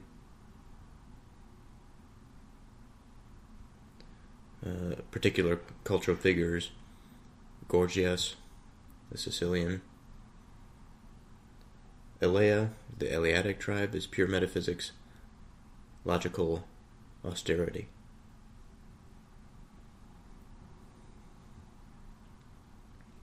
So again, the Ionian, changing, empirical, focused on flux in nature. Sicilian, eloquent, stylish, prone to relativism or rhetoric. Eleatic, abstract, rational, metaphysical, concerned with being. So what do we make of this? There's something that I want to bring back to attention here, and that is of the lack of context about that which Plato speaks of here, or the visitor speaks of. What do I mean by that? I've mentioned this already, but going back to that first sentence, or the first few sentences. Now, I had mentioned that each appear, the sentence about the they each appear to me to tell us a myth, as if we were children. The they I had referred to, based on the context of the previous dialogue on the part of the visitor, that they are people that are responsible for telling these lofty myths. And so they can be philosophers, they can be theologians, who knows, really. But the point is that they have this cultural space, they have the authority in the society to build these things, these structures. And there seems to be sort of a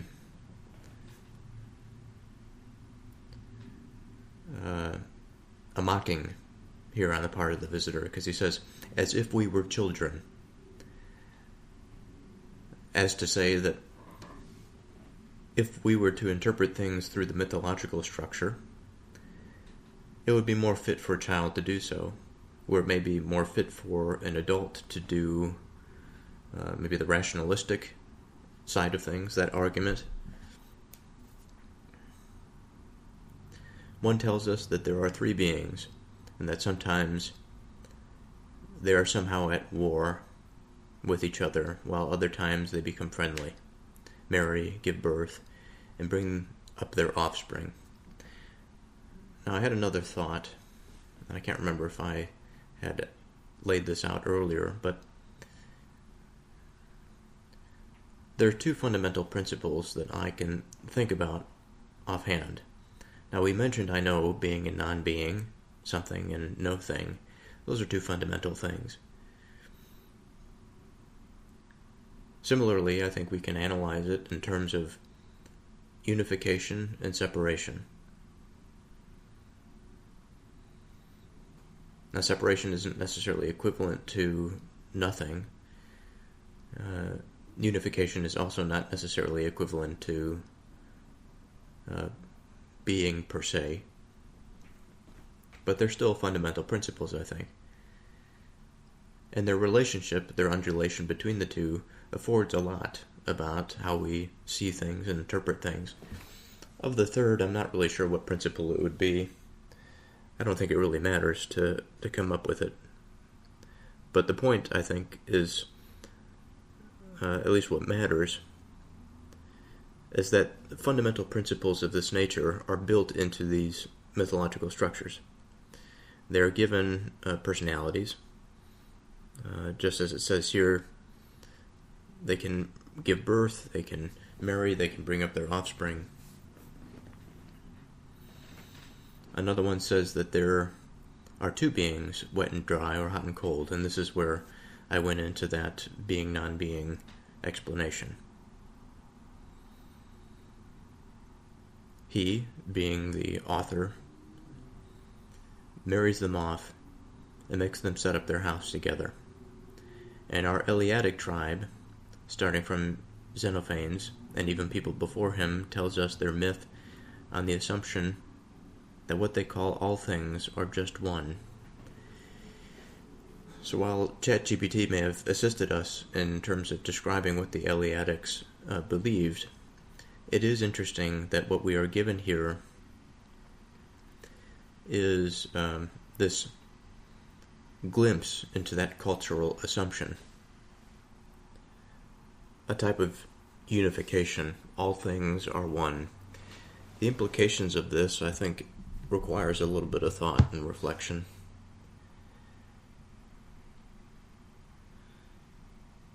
Now, for my part, I happen to be of the Abrahamic tradition. This is where my mind has spent time. This is what I associate myself with. And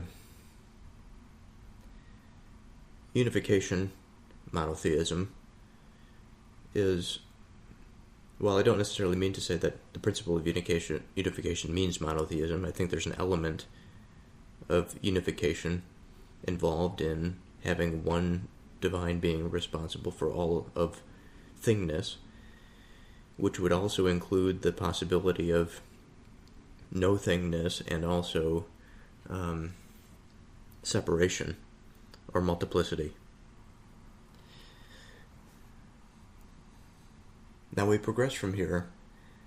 I apologize if I'm being a bit disjointed, but I'll try my best to give some serious thought to this. But it's interesting that we go from these three beings, the interrelatedness among them, the mythological structure that's on top of it. Then we have the Eleatic, which is more what we would call rational, I suppose. I want to go back to that ChatGPT distinction here. Static, abstract. One moment. Yeah, rational. But then there is that metaphysical sense to it, so it is a bit confusing.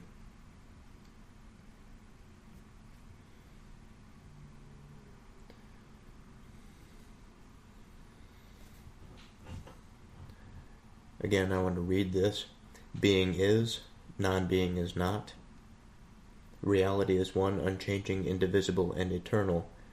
Change, multiplicity, and becoming are illusions. Now, the illusory aspect of this I'm uncertain about. But as far as the principles that they bring up, I find it fascinating, worthwhile. Not that I should be overly judgmental about what is worthwhile and what is not as we try to learn things, but all the same.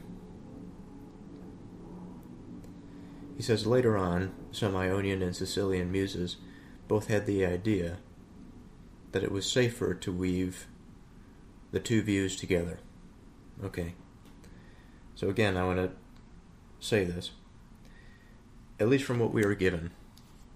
We are given the myth, and then the subjective framework, subjective being of our experience, and that things of friendship, marriage, birth,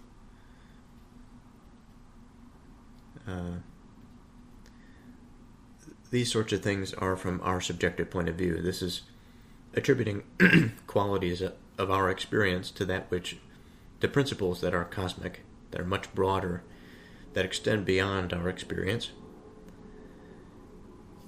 Now, the Eleatic, I suppose what we are given here doesn't discount the mythological, but it just says that all things are just one. So, in terms of the three things, this frame of thought does not imply that. While we could still view it mythologically, it is not the case that these beings are at the top of that principled structure. They may exist at a lower level, perhaps. I'm not sure how they've constructed that in their culture at the time, but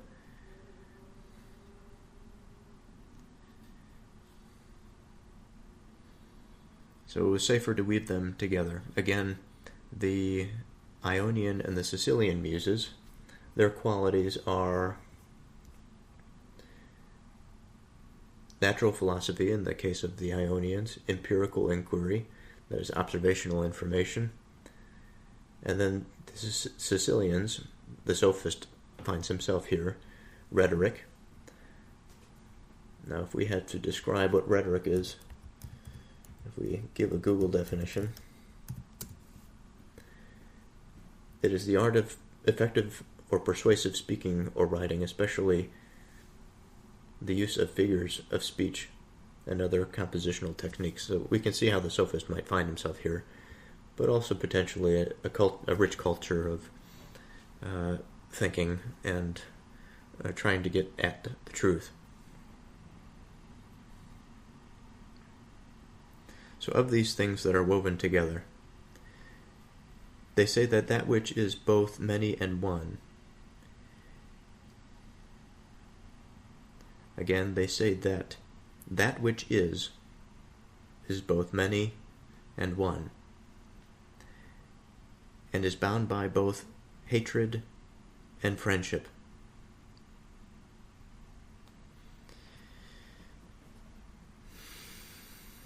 So I want to think about this for a moment.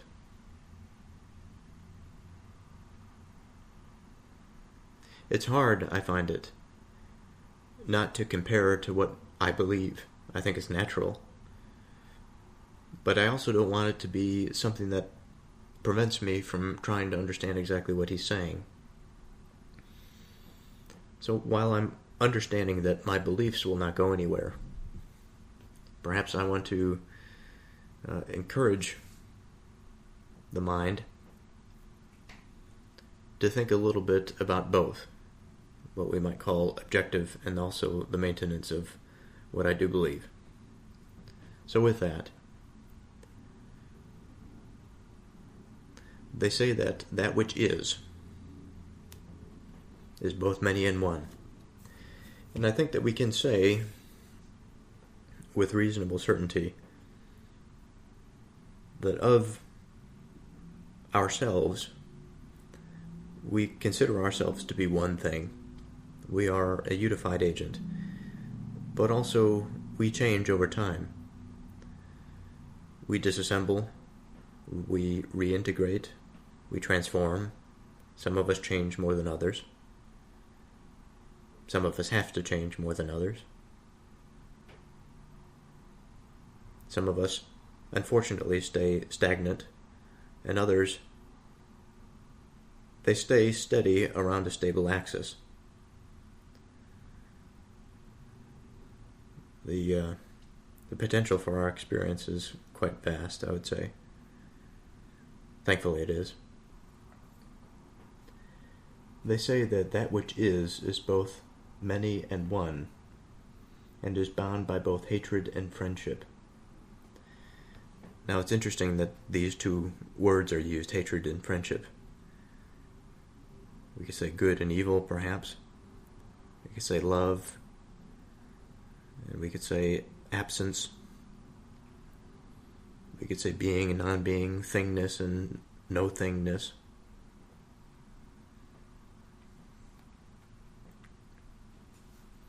But this relationship is a curious thing that is put forth here.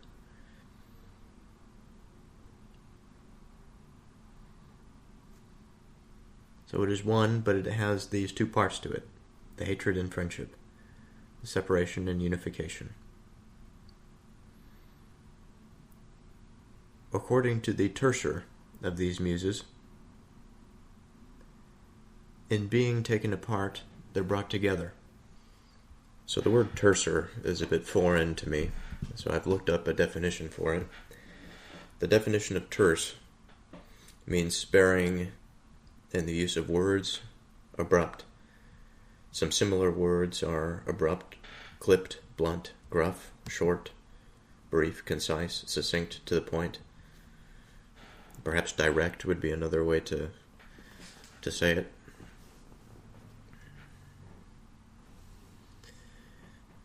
I should also mention that today is a new day, so it's going to take some time for my thoughts to re-energize.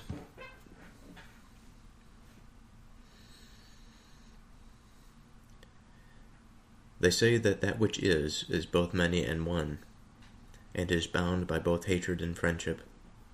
According to the terser of these muses, in being taken apart, they are brought together. So we have another idea about this relationship.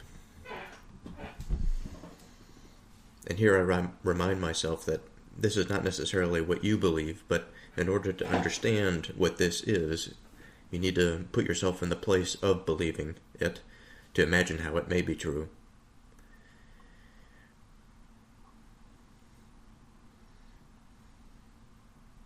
According to the terser of these muses, in being taken apart, they are being brought together.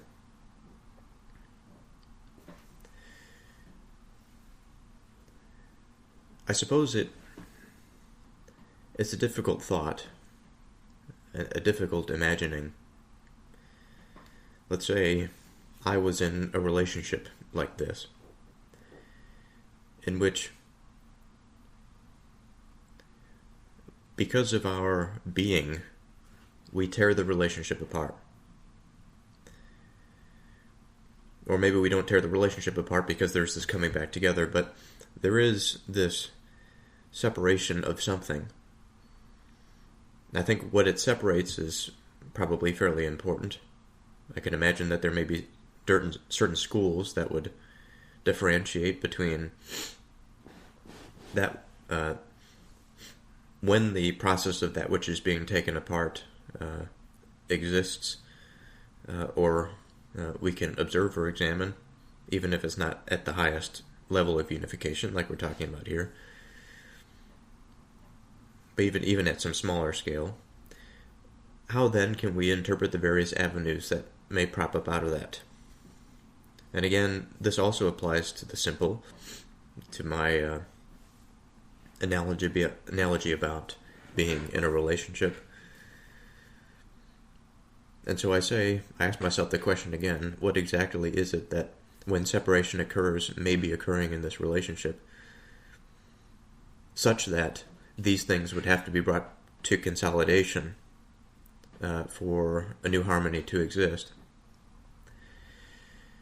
And I suppose in the human experience, we are always changing. We are always going through new experiences. We are exposed to new things. I can just as easily imagine that the who we are, while we maintain a certain identity, we experience. For a divine being, perhaps it's the same thing. There is this maintenance of a divine center, or rather a personal center, maybe, an identity of that thing. But it is also a creative engine that makes new things, and it experiments, and it learns.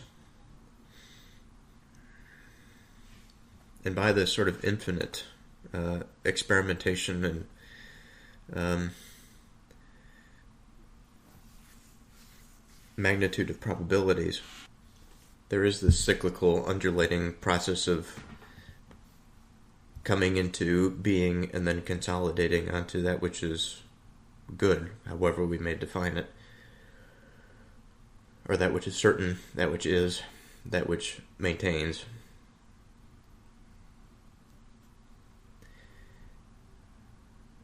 But back to my experience and my figurative, hypothetical relationship.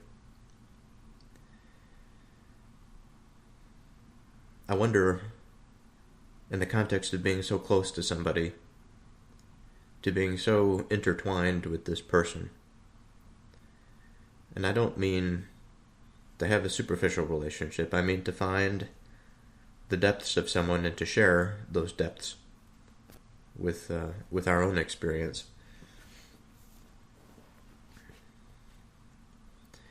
It would be quite an event for to have such a untangling and separation, to the point of hatred or disgust. Now we mention hatred here as one of those things that rips apart, that is responsible for disunity, for no thingness.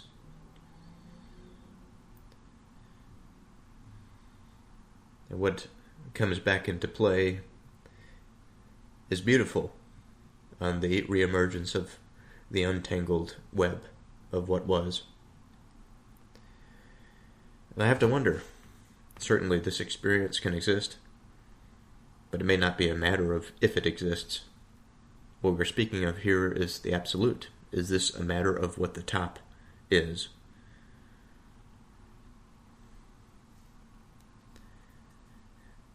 They say that that which is both many and one, and is bound by both hatred and friendship, according to the tertiary of these muses. In being taken apart, they are brought together. The more relaxed muses, though, allow things to be free from that condition sometimes.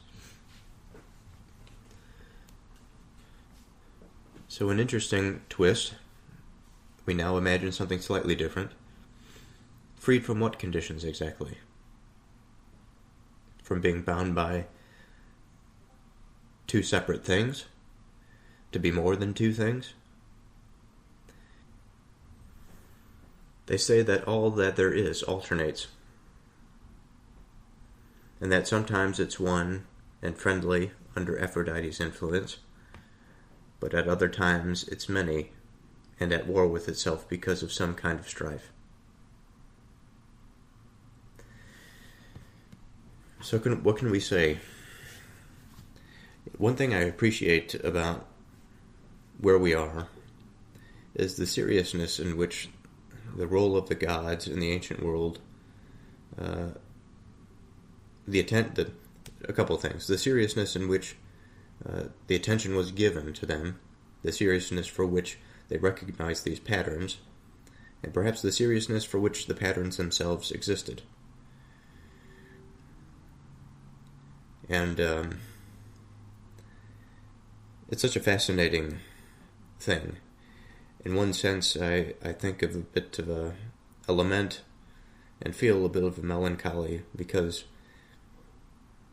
out of the beauty of human experience, I take our age and I wonder where it's at. Certainly things have been worse at one point or another. It's hard to identify absolutes. But all the same, I hunger for a sense of connectedness that is shared by more than just a few small pockets. And perhaps it's my own doing that I feel such a way, and rather if I was surrounded by it, I wouldn't view things in such a sporadic manner.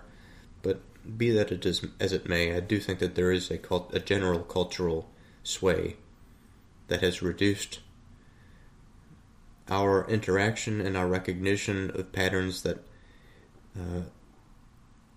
on some level, focus the mind, direct the attention, expand, or perhaps detract, based on their orientation, from our experience and our hearts. And lacking such a conceptual language or having a reduced conceptual language of such things, I think is a detriment to that society. And I'm of the opinion that in this culture that we have, although there are things about it that I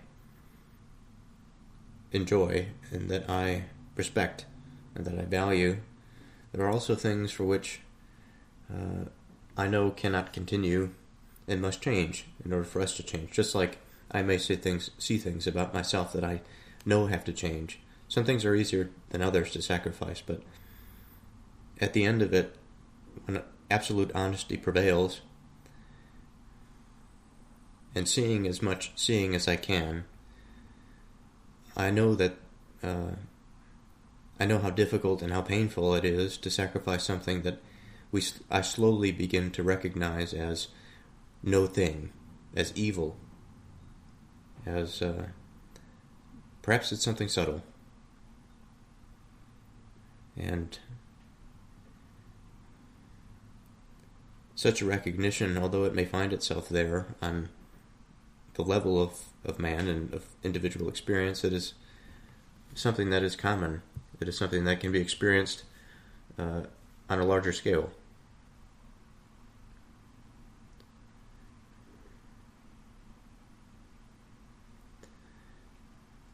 And there are no doubts that there have been times in my life where these experiences were amplified into something quite dramatic and life-changing. In the sense that the orientation of my mind changed when it happened. Some people have these experiences, some people don't, I suppose, but I think we should be blessed to discover when they do and when they can happen. For a mind to be shifted and brought outside of itself, or aware of itself enough to sacrifice as it needs to. And there may be periods of this complacency, just like we speak of with the two dynamic spinning circles, of that complacency and unification coming to a place of separation, disunification, multiplicity, and then reconverging onto something else. Hopefully that something else is greater than what was before. All that there is alternates. All that there is alternates. Sometimes it's one and friendly. Other times it's many and at war because of some kind of strife. Strife is the real killer, it would seem. A word that is common, especially in the early Proverbs. If I give a Google definition of the word, it means angry or bitter. Angry or bitter disagreement over fundamental issues, a conflict. Well, when we think about that which is fundamental, we think about that which supports. If we think about the context that we are in, we're talking about that which supports mind.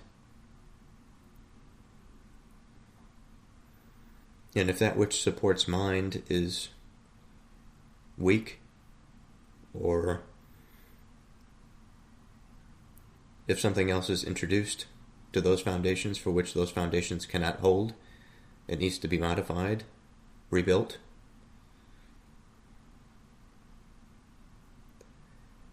And to have a disagreement somehow, for some reason, there, determines the trajectory of what is to stand, or what is to be. And that this conflict, if it is to be that thing which, through its course, eventually determines that which is and sacrifices all of that which is not, then I see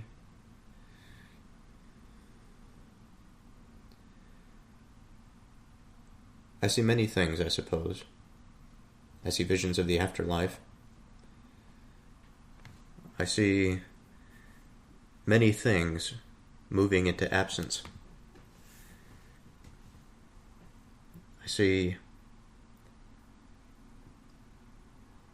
things which are remembered and things which are not remembered.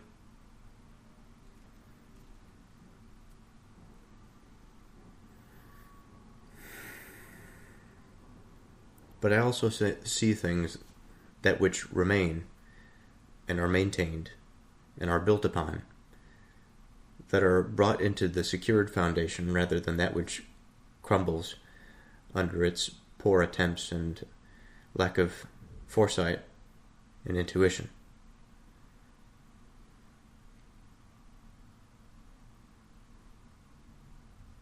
But at other times it's many and at war with itself because of some kind of strife. It's hard to say whether any of these thinkers has told us the truth or not. And it wouldn't be appropriate for us to be critical of such renowned and venerable men, but it wouldn't be offensive to note the following thing either. So I'm interested now about this concept, this idea that he brings up. He's wondering if any of the thinkers have told us that which is true. But I want to be reminded that of what we have discussed about so far, there's a way in which we can understand this to be false, if it is placed falsely. But I think we can also understand that there may be truth within elements, that if we speak about thingness, no-thingness, we think about relationality in general, the very process and experience of thinking about these things, I think, expands the mind in and of itself. That which is true will come. But ideas of this separation that turns into unification is fundamental. Whatever we may disagree with, certainly there are elements to these principles that we cannot abandon. There are useful cognitive structures through which we can see broader things. And as I say this, I don't wish to deny that expansive thought that would help us understand things even more clear. So in response to what the visitor says, but it wouldn't be offensive to note the following thing either, Theaetetus says what? That they've overlooked the many of us and belittled us. They've simply been talking their way through their explanations without paying any attention to whether we were following them or were left behind. Okay, so this is an interesting place to take it. We have to find out exactly why what is being said is belittling, and what context the philosophers have overlooked. The masses, let's say, like the visitor. And what does that mean? Why would it matter? Perhaps they hold a particular social sway. What they say guides society.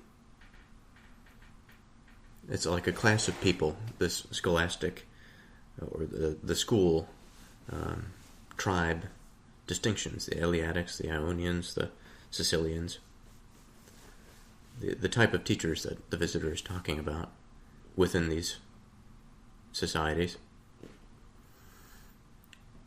that they've overlooked the many of us and belittled us.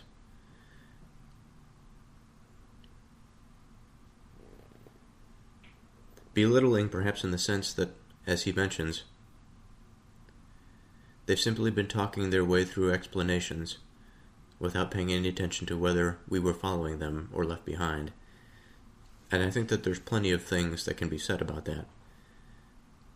If the many were with the conversation, it would mean that there would be a lot more conversations Doesn't necessarily mean that all the conversations would be good, but more conversations increases the probability of something good occurring, I would say.